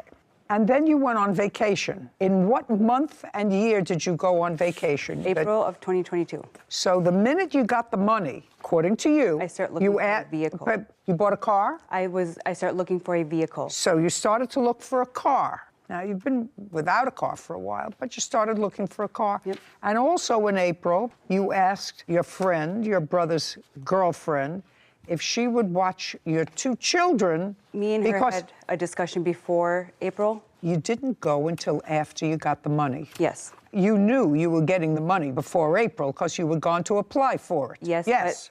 But when I got the thing where it said I was getting the money back, it didn't say that much. $11,400. So you decided to go on vacation. Where did you go? I went to Colorado. Where in Colorado? Up in the Denver area. How did you get there? I was with a friend and they drove. Male or female friend? Male. So you went with a male friend to Colorado for how long? I was there for a week. What does this friend do for a living? I'm not really sure. You don't know whether this friend works or not? I met him last year, and I kept in contact with him throughout the whole year, and then we just got back in contact beginning of 2022. And you don't know what he does for a living? I'm not really sure what he was doing for work. Caption, coming up. You have no right to give away any of her property, whether you think somebody deserves it more than she deserves it. That doesn't require an answer. I'm telling you what the rule is. Carmela smirks. A courthouse. The Judy Justice logo appears. In the courtroom, Alyssa, Jordan, and Carmela. Alyssa Bolio claims her brother, Jordan Thompson, and his girlfriend, Carmela Turturelli, owe for the value of her personal belongings. Okay, so you went away for a week, and according to what I read, you made arrangements with your friend, your brother's girlfriend, to take care of your two children, and you agreed to pay her $400 for the week. Yes. And then you went away for the week in April. Did you come back after a week? Yes, I did. On what date did you return? The Saturday right before Easter. Date? April 19th, Your Honor. And then what happened? I came home and I talked... April 19th? Yep, I came home on April 19th and I talked to my brother and Carmela. I stayed at the house for a little while because my boys were not there when I got home. What a little while? I stayed at the house for maybe 2 hours and got all my stuff into the house, and my boys were not there. So I believe I went to my sister's house and to my mother's house, and I did not know where my boys were. Just a second. If your two boys weren't in the house... I had asked them where they were. You asked them where you were and they told you it was a secret? No, I asked them where my children were, and they said that they had went with their father. So you knew where they were? When I got home, I knew where they were. I didn't know that they had left previous to me arriving home. When you got home from being away with a new friend in Denver, and you said, where are my boys? Duh, where are my boys? They're with their dad. So you went to your sister and mother's house, and then what happened? And then the next morning, we left to the cities, and... The next morning? On Easter Sunday. On Easter Sunday, who's we? Me and the friend. What friend? My friend that I went to Denver with. So you went where? Minneapolis. How far a ride is that? 4-hour drive. You intend to stay over there? No. We were going to go visit some of his friends and then come back. But next thing I remember was waking up in the hospital. And I contacted my brother when I did. You have the hospital records? No, I do not. I contacted them. You have, just a second, you have an admission record? No. Do you have a bill from them? No, because I don't get billed. Of course you get bills. When you leave the hospital, they say either you owe us this amount of money, that's what you get when you're discharged from the hospital. You may not be able to get hospital records, but it would certainly be interesting, madam, for me to know what. The next thing I knew after you were going with your friend to the cities to see some of his friends, you don't know anything until after you wake up in a hospital. As soon as I woke up, I contacted my brother. What date? I'm not sure. I don't remember exact dates. I mean, you have 3 children. What do you mean you don't know what date? I don't know the exact dates, but I did contact him as soon as I was able to, because I did not have my own phone. Don't you see how irresponsible this whole story is for a person who has 3 children? Yes. How totally irresponsible it is. And what is sad about it is you appear to be an intelligent person who just seems to go from one place to another based upon, well, I used to know him in Texas, I used to know him in Colorado, I used to know him here, I'll leave my 2 boys with Carmela. And we don't have no children, so we're taking care of her children while she's out running around doing whatever. I didn't ask you anything. Okay. I can actually visualize the picture, and sadly, so can you. What date did she finally contact you after she disappeared again? So after a Thursday after Easter Sunday. The Thursday after Easter Sunday, so that's the 21st of April is the Thursday after Easter this year. It was actually Monday, the 25th. We got records. That's when I came home. I don't care. I just want to know when you showed up again. I contacted my brother, and I let him know what had happened. And then he was asking about our father, like I was supposed to go pick up our father. I don't care. Now let's get to the lawsuit. Now that I understand the characters that I'm dealing with, it is your claim that your brother and or his girlfriend took some of your property, didn't give you all your property that you should have had, because they finally said, we've had enough of you and your shenanigans. Goodbye. I did Good not idea. start leaving the house until that April. I was in the house the whole time with my boys. I've asked them maybe to watch them overnight a couple times, but that's it. I don't care. They had enough of you. You didn't pay rent. They could say to you, goodbye. We tried to do our best. You took advantage of us. Goodbye. Now, that being said, you stayed with them for how many months and didn't pay them any rent, any utilities? How many months? You and your boys? 4. 4 months. Because I started paying my brother in February. Paying him what? Money. I gave him money. No, I don't want to know who gave him money. Rent. I know that at your age, maybe you think you're too young. Maybe you're too young. They either rent their house, they have a mortgage on their house, they have things that they have to pay. We did not agree upon a set amount for every month. We did not agree upon. Well, don't you think you should agree on a certain amount every month? You just came into $11,000. And it was actually way more than 4 months. You just came into $11,000. You've been living off somebody else's largesse. You just came into $11,000 that I gave you, or they gave you, but you certainly didn't work for. So you say to at least the person who you're staying with, listen, I'm going to give you a couple of $100s a month just to cover my share of the expenses because you're 2 people and we're 3. I gave him $400 when I got my taxes. As soon as I got it, I gave him money. Did you pay Carmela for watching the children? Yes, I did. $400? Yes. Okay. Did she pay you? Yes. She says in her complaint that you sold a computer of hers. She says you felt that she owed you more money because you actually watched the children for a longer period of time than the week that she paid you for when she doesn't remember where she was. Did you sell her computer? I actually gave it away. No, I don't believe that. I did. And it's not Well, why her would you give it away? That's just spiteful. Because it was family, and... What do you mean it was family? It was family. I am not your family. I don't want you to speak. You have no right to give her things away. It wasn't hers, and I have proof right here. Whose was it? Who knows? I guess her friends. That doesn't matter. It was in her possession. It was in our possession, actually. It was. She left it with us when she left. I left it at the house. No. That you may think is in your possession. She asked me to sell it for her. What? She even asked me to sell it for her. But it was not in your Just a possession. second. It was in my room. Madam. Yes. If she asked you to sell it for her, then you don't give it away. Well, if she says, sell my computer for me, then you sell it. Then you don't say, I can't sell it, so I'm just going to give it away. I gave it to one of the kids in the family that I thought could use it way more than her trying to use it to bail out her friend from jail. That's not... And she owed me a whole bunch more money. Who died and left you boss? Well, me in the house, because it was our house. Can I ask you a question? Yes. You met her in a shelter. Yes. How long have you lived in that house that you're currently living in? August of 2018, to be exact. Before that, the lease was in my name.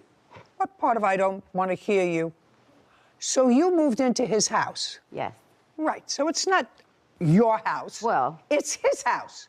And since you're not his wife, you're his girlfriend, for now, you have no right to sell or give away any of her property, whether you think somebody deserves it more than she deserves it. That doesn't require an answer. I'm telling you what the rule is. Oh. Caption coming up. You wanted them to sell your TV, jacket, and all of this is so that you can get him out of jail. Yes. Oh.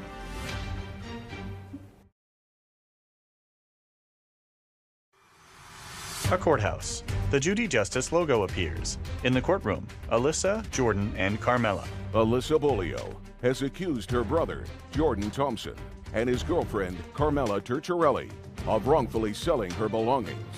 Jordan and Carmela claim Alyssa gave them permission to remove her property. Now, you have no right to go into somebody else's bag. If they gave you instructions and you accepted those instructions, please sell my computer for me, which is what you just said. Isn't that what she just said? It is what she just said. Yeah. Yeah. Sell my computer for me, and you decided not to sell it, but just to give it to somebody else in the family who could better benefit from it. You got to pay for the computer.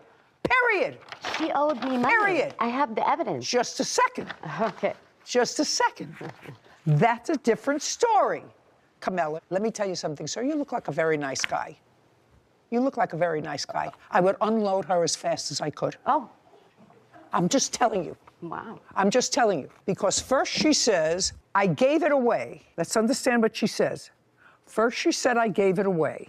Then she said, she told me to sell it, right? Yes. Then she said, I gave it to somebody who I thought could use it better than she was using it. Now, I'm going to ask you, Kevin, to go get the 2 pieces of paper that she wants me to review that she owed her money, and then I'm going to go back and explain to your lovely Camilla, listen to me, sir, I'm listening. who I would think twice about. Carmilla shakes her head. Judy reviews the document. Well, I don't see anything about a computer here. I see that you wanted them to sell your TV, Yes. jacket, and all of this is so that you can get him out of jail. Yes. Oh. I didn't see anything about the computer. I see the TV, I see a jacket. Here, it's right here. Just a second. It's not in the ones you gave me, but I'm glad you gave that to me because I have some indication that she did, in fact, ask you to start selling stuff because this is the same person that you went to the cities with. Yes, and... Yes, when you forgot where you were and woke up in a hospital. Yes. Judy shakes her head. Okay, found someone who wants that digital graphic computer.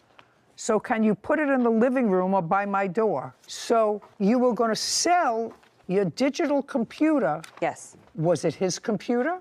It was, but he had given it to me. So you wanted to sell it? Yes. And you say, I'm not giving it to you until you pay me what you owe me for childcare, because you felt as if she should pay you more money because you watched the children longer than a week. And there's a couple other reasons.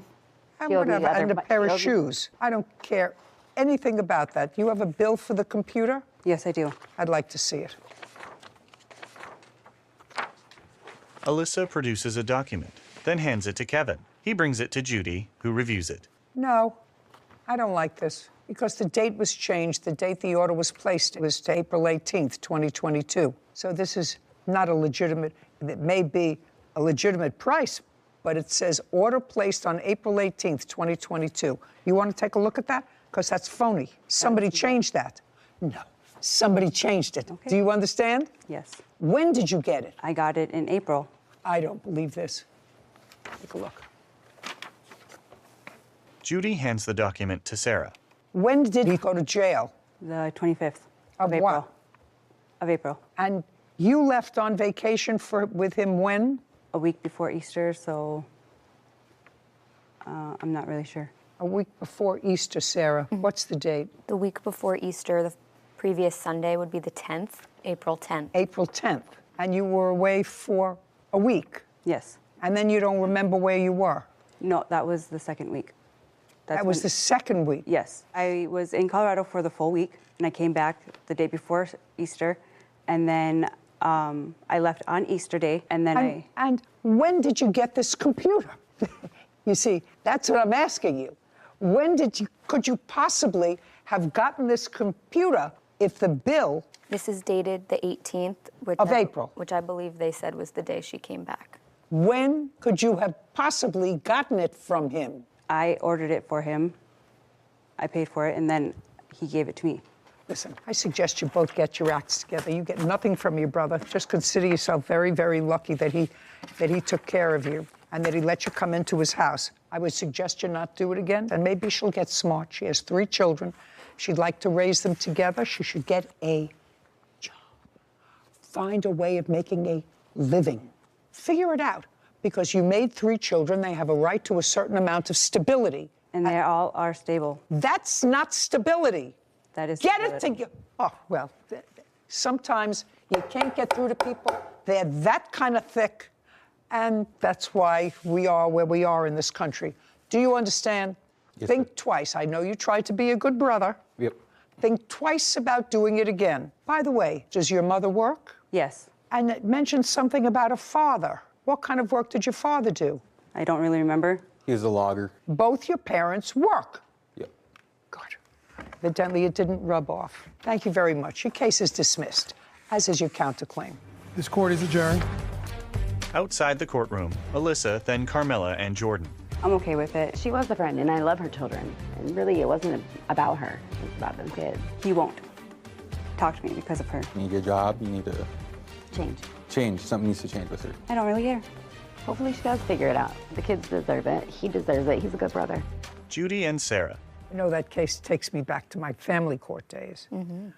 And I only have one observation other than the fact that I'm what should be society's frustration with this, which is once you have children, you have the responsibility, your sole responsibility is to make sure that your children are taken care of. You have to say, listen, my social life takes a back seat. Everything else takes a back seat.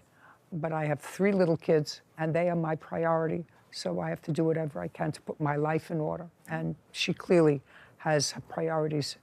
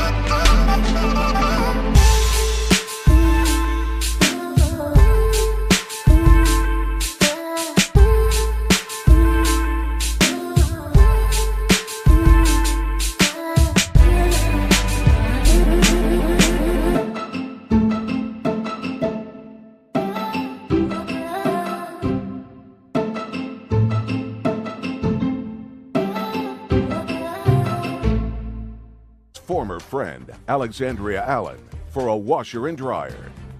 Court come to order. All rise. Have a seat, please. Kevin approaches the bench. Hello, Judge. Case number 2043, Pelletier versus Allen. Thank you. You're welcome. This young lady is a friend of yours. A former friend, correct. How friend? I met her from another mutual friend that I had, and we just formed a relationship together, just a friendship. Are you married? I'm not, I'm single. Any kids? No. And what about the defendant? She does have 2 kids, and she is married. Currently? Yes, currently married. Are you also friendly with her husband? Yeah, just friends. We were, yeah, before all this took place. So that all of you were friends? Yes, at one point, yes. Case is relatively simple. Miss Allen's washer and dryer stopped working. Correct. You had done some odds and ends things for her in the past. Yes, worked on her car and stuff. And did you find or did she find the used washer and dryer? She asked me for recommendations, and she found it on the selling app for used items. So you told her where she might look for it? Correct. And she found it on an app online? Correct. Okay. No, Now- actually. Look at me. Okay. He made the recommendation to me. Did you go on the app yourself? No, I did not. So you never saw the washer and dryer? Well, Is that what you're... Just a second. So what you're saying, I just want to be clear.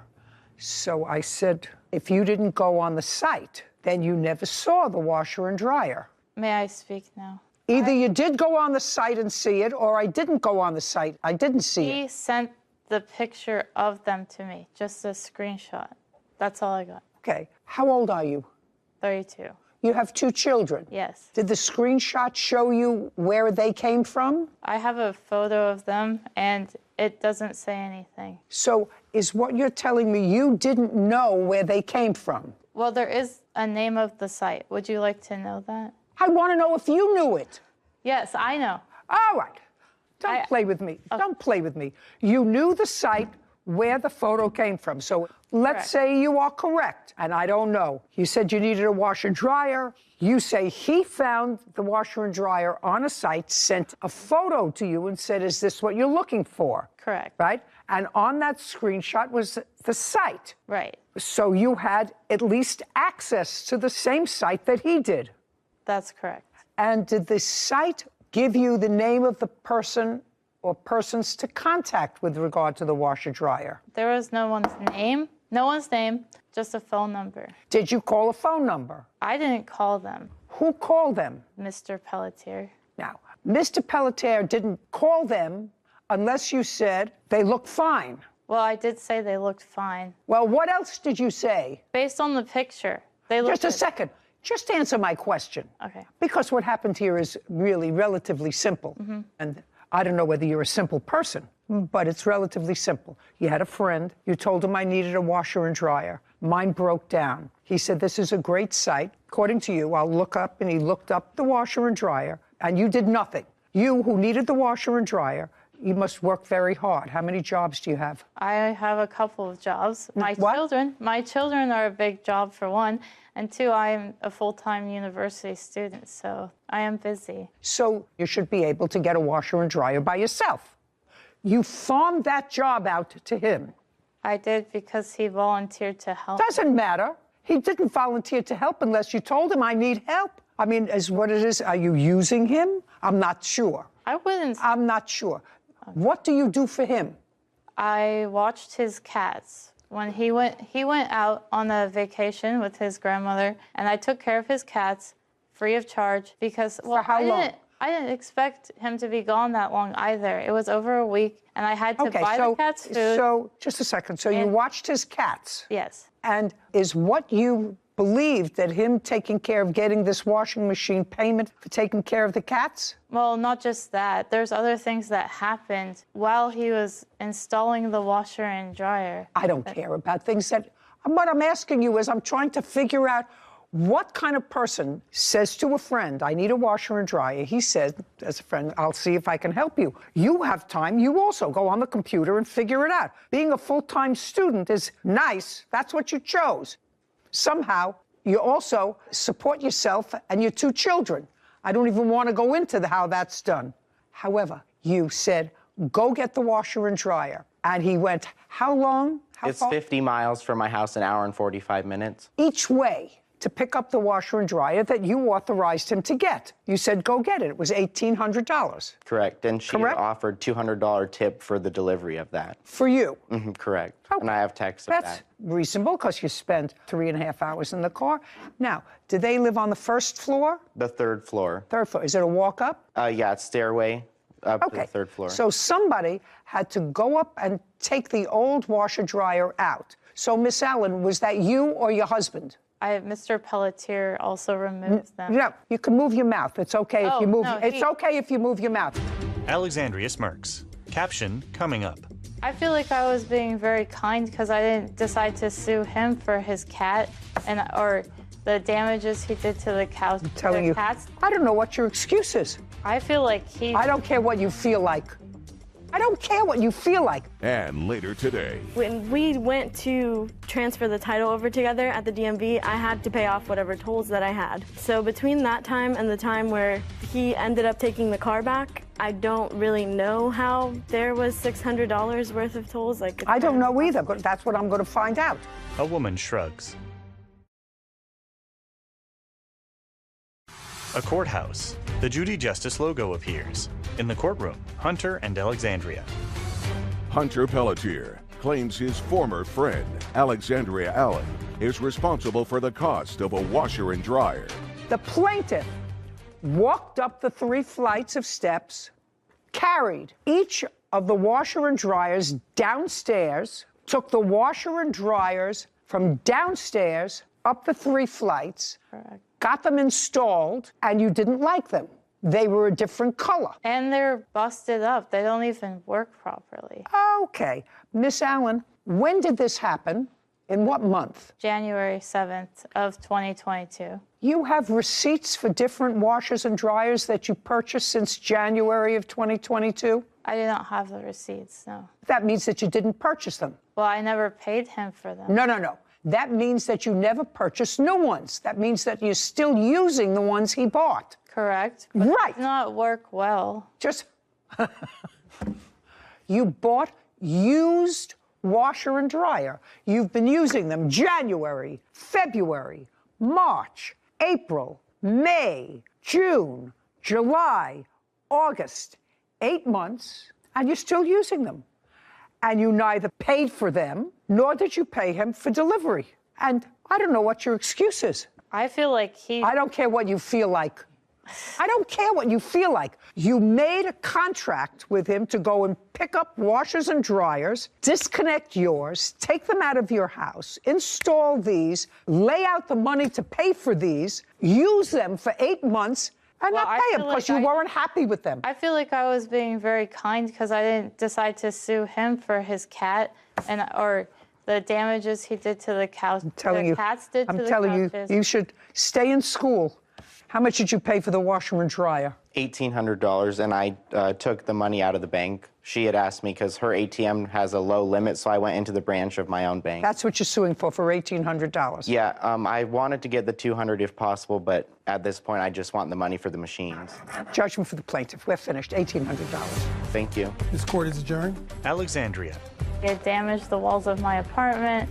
They banged it up. She saw right through everything, the damages, she said. The machines were overpriced. None of that happened from me. I'm not a professional installer. I don't think he cared because it wasn't his money. At the time, they were less than 6 months old from original purchase date, so they were still worth the money that they were asking. I don't know. I don't think we're going to be friends anymore. I don't need friends like that, no. Sarah and Judy. So this case touched a little upon agency, like an agent-principal relationship, where here the plaintiff was actively acting as her agent by going and picking up these washing machines for her. They had had communications beforehand about this is what they look like, this is what they cost, I'll do it for you for $200. Is this what you want to do? She says yes. You don't get to just then back out of it because you don't like the color. You knew what they looked like. You knew they were used. There was no bait and switch. I was almost waiting for an explanation, for a bait and switch, he put the nice ones in his house and then gave me not so nice ones. But there was nothing. There was very rarely do we see no excuse for. And she's using them. Yeah, still for almost they're all a banged year. up. They were all banged up. Well, hey, that's what happens when you buy something that's used. Mm-hmm. when you buy something over the internet, which is really what she did, she could have just as easily said to him, before you load them in the truck, please take pictures of them so that I see them. Yes, You know, she could have. So she could have. Did nothing. That's He not his also- fault. It's not his fault. Yeah. Also allowed him to take the other stuff down, put the other stuff up, and then say, well, they were banged up. And $200 to move 4 heavy machines is a low price as far as I'm concerned. not a friend anymore. Yeah. Case number 2017, Alvarez versus Coover. All parties, please step forward. Avery Alvarez is suing his former friend, Brianna Coover, for toll charges. Mr. Alvarez, this is not a very difficult case. It's a question of dates. You bought a new car. Yes, ma'am. You knew the defendant somehow through her boyfriend or... He's my cousin.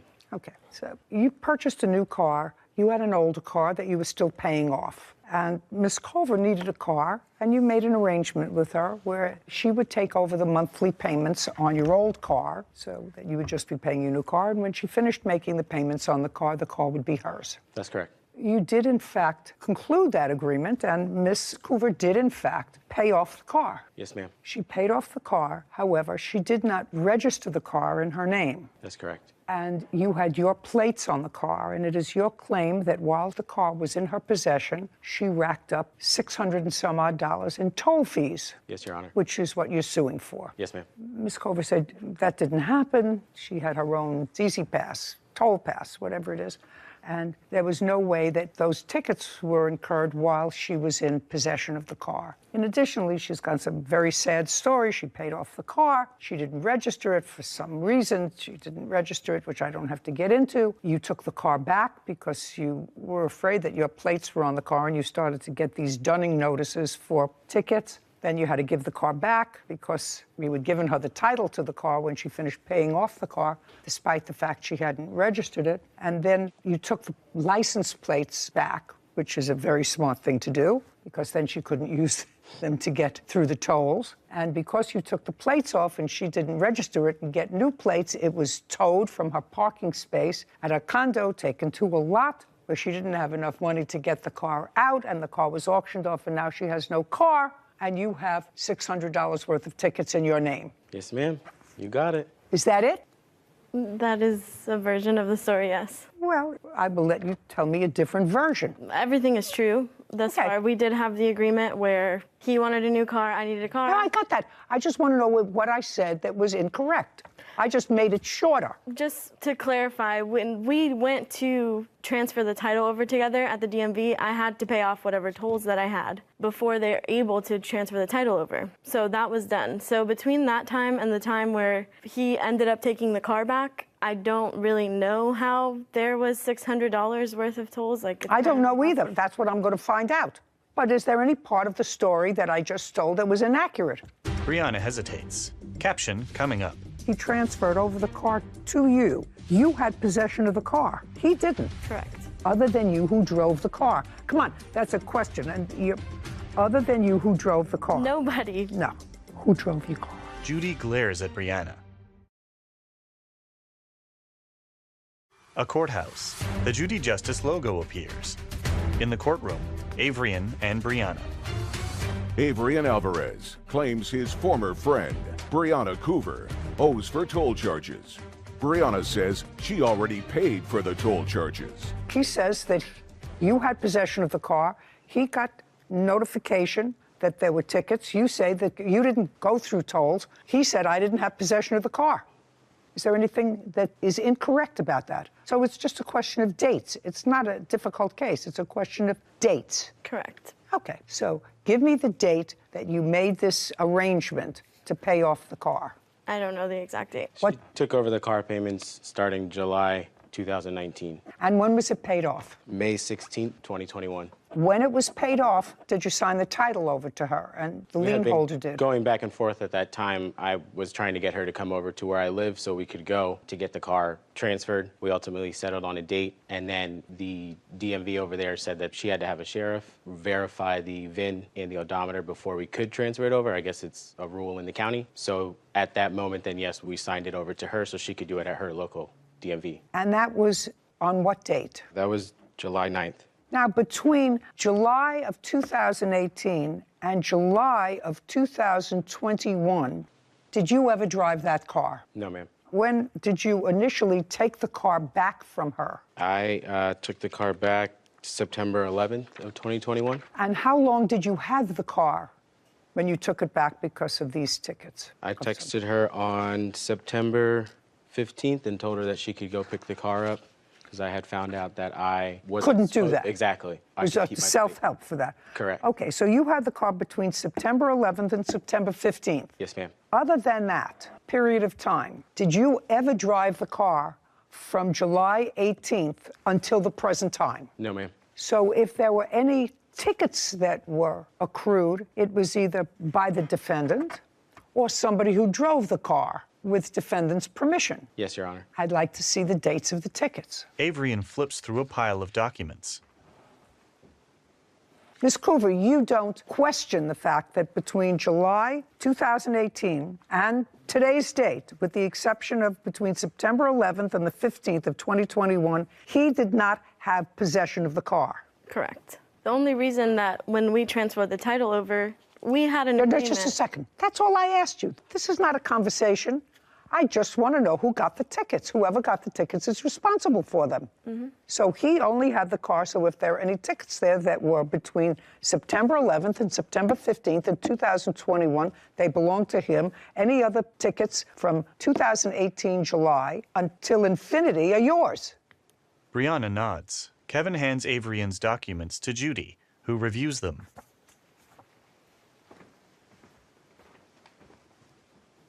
Well, we have invoice date is 7/28/21. That would be you. Correct. June 30th, 2021, 7/1/2021, 7/2/2021, again 7/2, 7/3, 7/6, 7/6, 7/7, 7/8, 7/8, 7/22, and 7/28 of 2021. Those are all you. Correct. August 28th, 2021. That would be you. Yes. 3, 3, 6, 9, 19, 28 of 2021. August. That all would be you. Yes. I never argued that that wasn't me. I'm just, from the moment that we officially transferred the title over, we were not able to transfer the title over until I paid. Oh, just show, you paid these? And we were together. And just a when we did second. that. Show me that you paid them.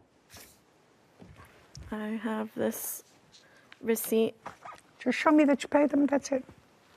Brianna hands her phone to Kevin, who brings it to Judy. And that would have been what was due at the time when we transferred the title over. I'm just going by the dates of the tickets, madam. I don't care how the government screws up. That's not my problem. Okay, show me your payment. May I see it, please? Judy reviews Brianna's phone. It should say the date there and the cost of those tolls on the day.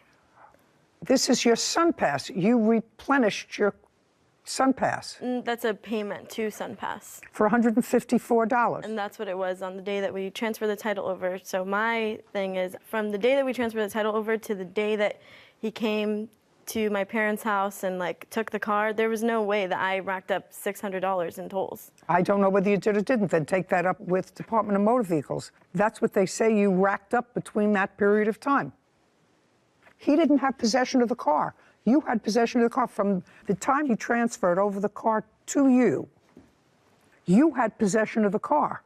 He didn't. Correct. Well, other than you, who drove the car? Come on, that's a question. And other than you, who drove the car? Nobody. No. He never drove your car. No. Who drove your car? I did. Who else? Nobody. Yeah, I don't believe that. Judgment for the plaintiff in the amount of $654. We're finished here. Thank you. This court is adjourned. Avrian, then Brianna. Quick and simple case. She did what she needed to do. I can't really say I'm super surprised, I guess. I was just asking for a payment on the tolls and I wasn't getting any responses. I don't know how in literally 3 months I didn't rack up $600 in tolls. It is what it is. He was okay with me continuing to use his Take my license plate with me. license plate until one day he wasn't, and then Trevor McCormick for breaking his lease, the cost of a phone, as well as a personal loan. Court come to order. All rise. Have a seat, everyone. Kevin approaches the bench. Case number 2031, Snyder Alice versus McCormick. Thank you. You're welcome. Mr. Snyder, you own a farm, I do, and this is your girlfriend. yes. How long has she been your girlfriend? 5 years tomorrow. You say that as if 5 years tomorrow, and? And I'm just saying, it's 5 years. 5 years tomorrow. Yeah. And? And the rest of our lives. Okay, good. You know that? No, he's learning. He's learning. Terrific. Okay, this is what I'm gathering from the bare bones of the story. Mr. McCormick was dating an employee of yours. Correct. What was that employee's name? Natasha. When were you dating the lovely Natasha? We weren't really dating. We were an acquaintance. Where was Natasha living? She was living, when we first met, she was living at a friend's house, and she was working for Adam as an employee at a restaurant. And when was that? Month and year? I'd say around September of last year. September 2021. Yes. And? And we decided to move out because Adam had. Well, so you were living with Natasha at the friend's house? Yes. Where had you been living before? My mom's. So you went from mom's house to Natasha and a Yes. friend's house? Yes. Okay. And then where did you go?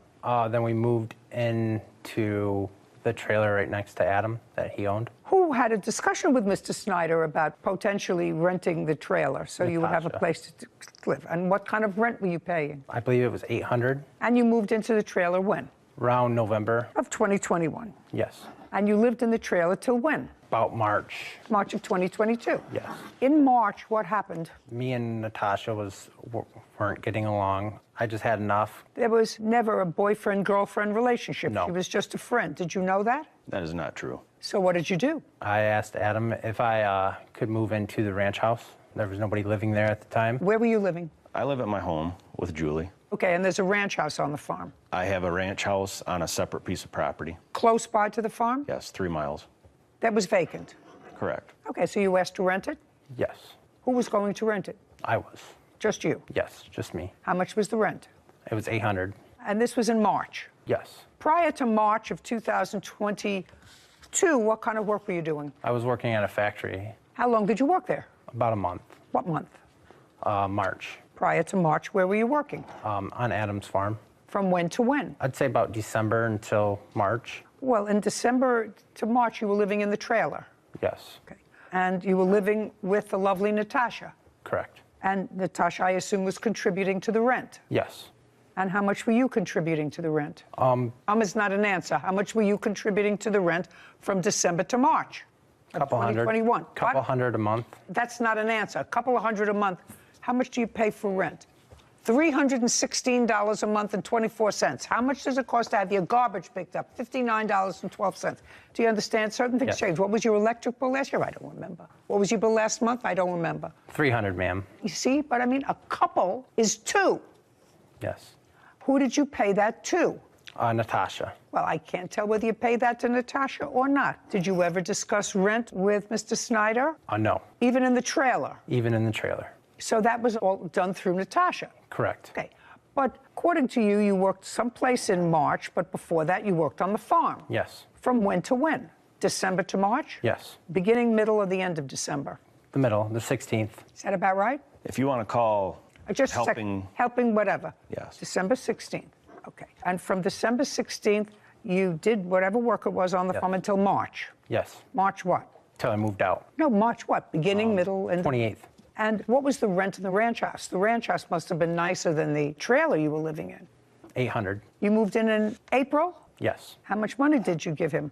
$900. Some was to go towards security? I was in between jobs, and that's what I had, so we made an agreement that I'd pay $900 the week of, and then so on and so on. I don't have What's the so on and so on? I don't have the copy of the lease. He never gave me it. Did you sign a lease? Yes. I'd like to see it.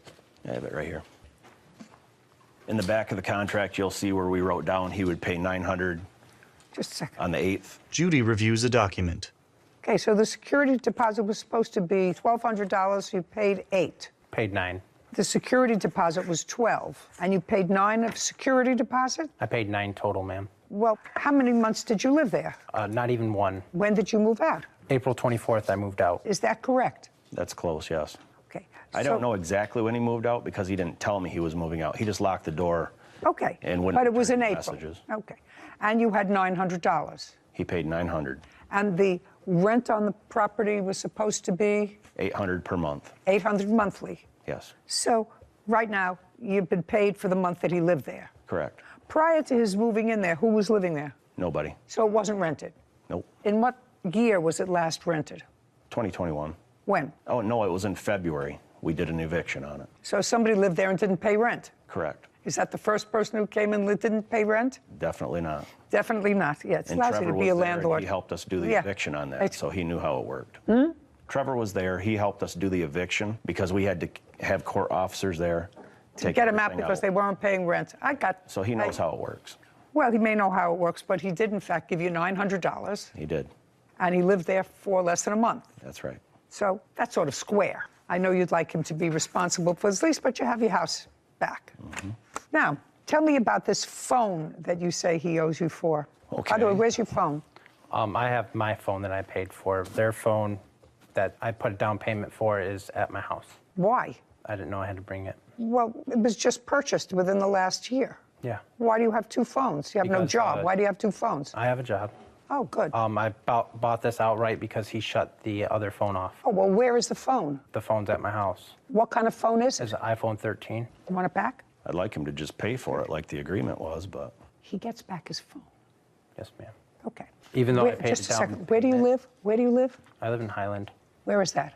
It's by Detroit, Michigan. Who else lives at home? My girlfriend, What's her name? Ariel. Where is she? She is currently working right now. Does she know where the phone is? Yes. Okay. They're going to give you an envelope in the clerk's office back here. You're going to tell Ariel to put his phone carefully packed and mail it to him. FedEx, UPS, the fastest way it will get there. Then you get your phone back. Go. What's next? I have text messages here from Trevor. This will show where, when he was dating Natasha, they had agreed that they would pay for their phones up front so that I would put them on my business plan. I told them I would only do that if they paid for the phones up front, because when I took Trevor to Verizon, I said, if they don't pay for their phone bill, as long as they've paid for these phones in full, I can shut them off and it will cost my business no money, correct? Mm-hmm. And the lady said, that is right. I said, okay, then we can do it. So we added them to the bill, to the business plan. And here, where I text him, I said, you and Natasha told me you were paying for the phone in cash. That's why I allowed you on my business plan. Now I found out that you did not pay for the phones up front, because when we were in there, he and Natasha had the cash. Did you assure Mr. Snyder that you were going to pay for the phone? I had no idea I was even going to get a phone until Natasha said, go with Adam and go pick up our phones. That's all I heard, and that's what I did. Well, I didn't know can't about say the that to cash. me because the lovely Natasha isn't here either. Sir, you're going to get your phone back. Is it one phone or more? We recovered the second one from Well, you're going to recover this one too. You recovered the second one. Yeah. Second one was Natasha's? Correct. Great, we're going to recover this one too. What's next? Changing lock fees, and you want a personal loan. Okay. So once he moved out, according to you, he moved out totally, and you didn't even know he moved out, so I don't know why the locks were changed. The lock did not need changed. I did tell the court that we were going to have to change the locks because the key was missing. I didn't know that while I was away on storm, Julie had gone in to check and make sure the water wasn't running, and she found the key on the table. And that is Okay, what Trevor great. said. So we're going to eliminate that. And now we're going to go to the small loan that you say that you made to the defendant. So Natasha came over, guys. Like he said, she worked at. Don't tell me what Natasha asked you. That's all hearsay. I need to know what conversations you had with the defendant. Okay, but she came over. But you can't tell me what she said, you see. Okay. So And anyway, if you made a contract, if you made a contract with Natasha for a loan of money, even if it went for his benefit, do you understand? Okay. Even if it went for his benefit, he's not responsible. If Natasha says, I want you to give, what's your first name? Trevor. Trevor, a loan to fix his car, and you say, okay, you need somebody to pay you back. Natasha has to say, I'll pay you back. However, you can't tell me that. Caption coming up. I was not in the house at the time when they were discussing that. Well, you said you went into the house. I came to pick Natasha up. I don't want you to make yourself appear any more stupid. Do you understand? Try not to do that. A courthouse. The Judy Justice logo appears.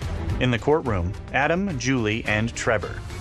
Adam Snyder and Julie Alice claim their former employee, Trevor McCormick, owes for the cost of a phone and a personal loan.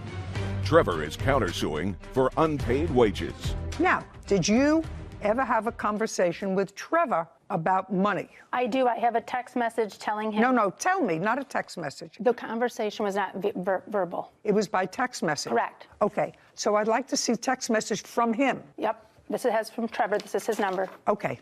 May I see it, please? Julie hands a document to Kevin, who brings it to Judy. She reviews it. He did pay me $100 in cash. Okay, so it's clear from this text exchange, sir, that you borrowed a certain amount of money from the plaintiff. I did not borrow, Natasha. Yes, well, it acknowledges it here because you say, I start that job on the 14th. I will pay you back out of my first check. It was for me, and I will pay it. That's what you wrote. Do you understand? Do you want to look at it? No. You don't want to look at it. You're not questioning me, so it's clear from this that you borrowed money from Miss Ailes. I personally did not. I didn't even know what was going on. Who wrote this? I start that job on the 14th. That was me. Well, then, that's in response to her text message to you that says, hello, Trevor. I heard you were moving out and I need that paid by the end of the month. I have been very patient as no attempt has been made on this. Thank you. And you immediately wrote back to her and said, I start that job on the 14th and I will pay you out of my first paycheck. That's what you said to her. Yes, ma'am. You mean, yes, ma'am. Now, I'm going to get back and ask you the question I think I asked before. What was the loan for? I broke down in Oklahoma. In what month and year was that? About September of last year. September of 2021 is just about when you started dating Natasha. Correct. Okay, so your car broke down in Oklahoma. And? And it had to get fixed. And? So I rode the Greyhound bus back up to Michigan and waited until my car got fixed, which took months. I'm asking you, what was the loan for? To go back down and get my car. So it was $670 that you borrowed from her, and I want to know how it was that you got the money. I came in to Julie's house, and Natasha said, you're going to Oklahoma to pick up your car, because I didn't have any money right then and there, but I wasn't going to ask anybody. Just a second. I don't care what you were going to do, what you didn't do, what you thought about doing. You went into the house that the plaintiffs share. Mm-hmm. Not uh-huh. Uh-huh is not an answer. The answer is yes. The lovely Natasha was there. Yes. With Julie. Yes. What did you say and what did Julie say to you? Just Julie. Julie didn't really say anything. She said, don't tell Adam about the money. Oh, so she said she would give you money? Yes. And she knew exactly how much you needed? Yes. Did you tell her that? No. Okay. When she gave you the money, did she give it to you in check or cash? She didn't give me no money. She gave Natasha the money. Okay. How much was it? $700, around there. And after it was given to you by Natasha, but you were all in the same room together. I was not in the house at the time when they were discussing that. Well, you said you went into the house. I came to pick Natasha up. Yes. I don't want you to make yourself appear any more stupid. Do you understand? Yes. Try not to do that. You were in the house with Julie and Natasha at some point, and at some point, money was discussed. No. Was money discussed in front of him? No, it was not. Okay. So your loan was not with him. Do you understand? Yes. Unless he ratifies the loan subsequently. Is that correct? Correct. This is from my person who just studied for the bar, and I have to go back in my mind 50 years. If my memory is correct, if you don't make a loan directly with someone, they cannot be obligated to repay that money. However, if they subsequently get use of that money and subsequently agree to repay you, they have ratified that contract. Correct. You just have to decide if that's a ratification. Yeah. What would be your take on that? Take a look at it very carefully. What would be your take?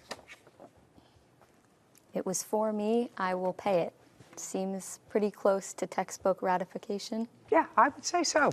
I start a job on the 14th. I will pay you back out of my first paycheck. I just wanted to keep the peace because she was down my throat. This woman was down your throat? Yes. She may have been annoyed, very annoyed, but she wasn't down your throat. She was the one who volunteered to give you money in your time of need. How could she be down your throat? Okay. So far you paid her back $100. Is that what he paid you back? So he owes you $600. Okay. So far, Mr. Snyder, I'm not with you on it, on the rent. Okay. I'm not with you on the lock change fees. I am with you on the phone, which you're going to get back. He's going to get that back within 5 days. Otherwise, he's going to have difficulty. Here from the day that he did the phone purchases, instead of paying for the phones up front, he also added a bunch of other cordless phone chargers and everything else to the bill. How much were the extras? Totally, there's 2,000. No. I don't want them total. Total, you're going to get the phone back. What were the extras that he charged onto the phone? There is a $41.99. $41.99. There is a $20.99. Okay. You know that I went to 7 years of postgraduate school for this. Keep going. $29.99. 7 years. They were very hard years. I also took the bar exam. Keep going. $29.99. $17.99. Oh, it's getting worse. Not better for you, Mr. Snyder. And $11.99. Worse. A lot worse. $122.95. Okay. You have a counterclaim. Yes, ma'am. For what? Working on the farm. Okay. Tell me about that. From when to when did you work on the farm? November to the end of March. And what were you doing between November and March? I was feeding cattle when Adam was on storm, watering them. To March taking what? The end after of him. March? Yes, right. I thought you worked at a factory. I did both. Well, you can't do both. You work at a factory. I asked you if you had a job. You said, I work at a factory. I did do both. Well, now I need the name of the factory and find out what your shift was. I was, And you worked during the day. yes. From when to when? From Time. 6 to 6. Well, I had. Just a second. Mr. McCormick, if you work from 6 a.m. to 6 p.m., it is not possible to work a full-time job for the plaintiff as well. I had a schedule of three on, 2 off.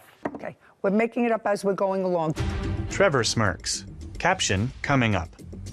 Did you have a financial arrangement with him for putting out these bales of hay? We never did. Although he did get paid for everything he did until the last day that he worked for me, where we were tearing apart a building. That's Oh, incorrect. just don't speak. Judy raises her eyebrows at Trevor.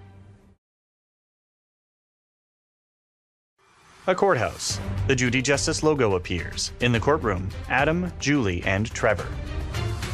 Adam Snyder and Julie Alice have accused their former employee, Trevor McCormick, of refusing to pay the cost of a phone and the balance of a loan. Trevor claims he was not paid for the work he did on their farm. Now, did he work for you? It would be very minimal. He would put hay bales out, which would take 10 minutes. He would put what? Hay bales out for the cattle. Hay bales. Yes. At approximately what time of day? Because I'm not getting... He could come and do it when he got home from work. Okay. And did you have a financial arrangement with him for putting out these bales of hay? We never did. Okay. Is there any reason why you never did? Because he didn't do it very often, and he said he was just happy to help, although he did get paid for everything he did until the last day that he worked for me, where we were tearing apart a building. So he got paid when he worked for you? He did. That's Oh, incorrect. just don't speak. From when to when? When he helped me, it was very minimal. It would be... No, I'm not talking about the hay. You said he did, in fact, work for me. He did. I want to know, but not on the farm. He worked someplace else. He helped on another piece of farmland that I have. Okay. Where a barn had fallen down. We were tearing the steel off, and he worked 3 hours that morning. 3 hours what morning?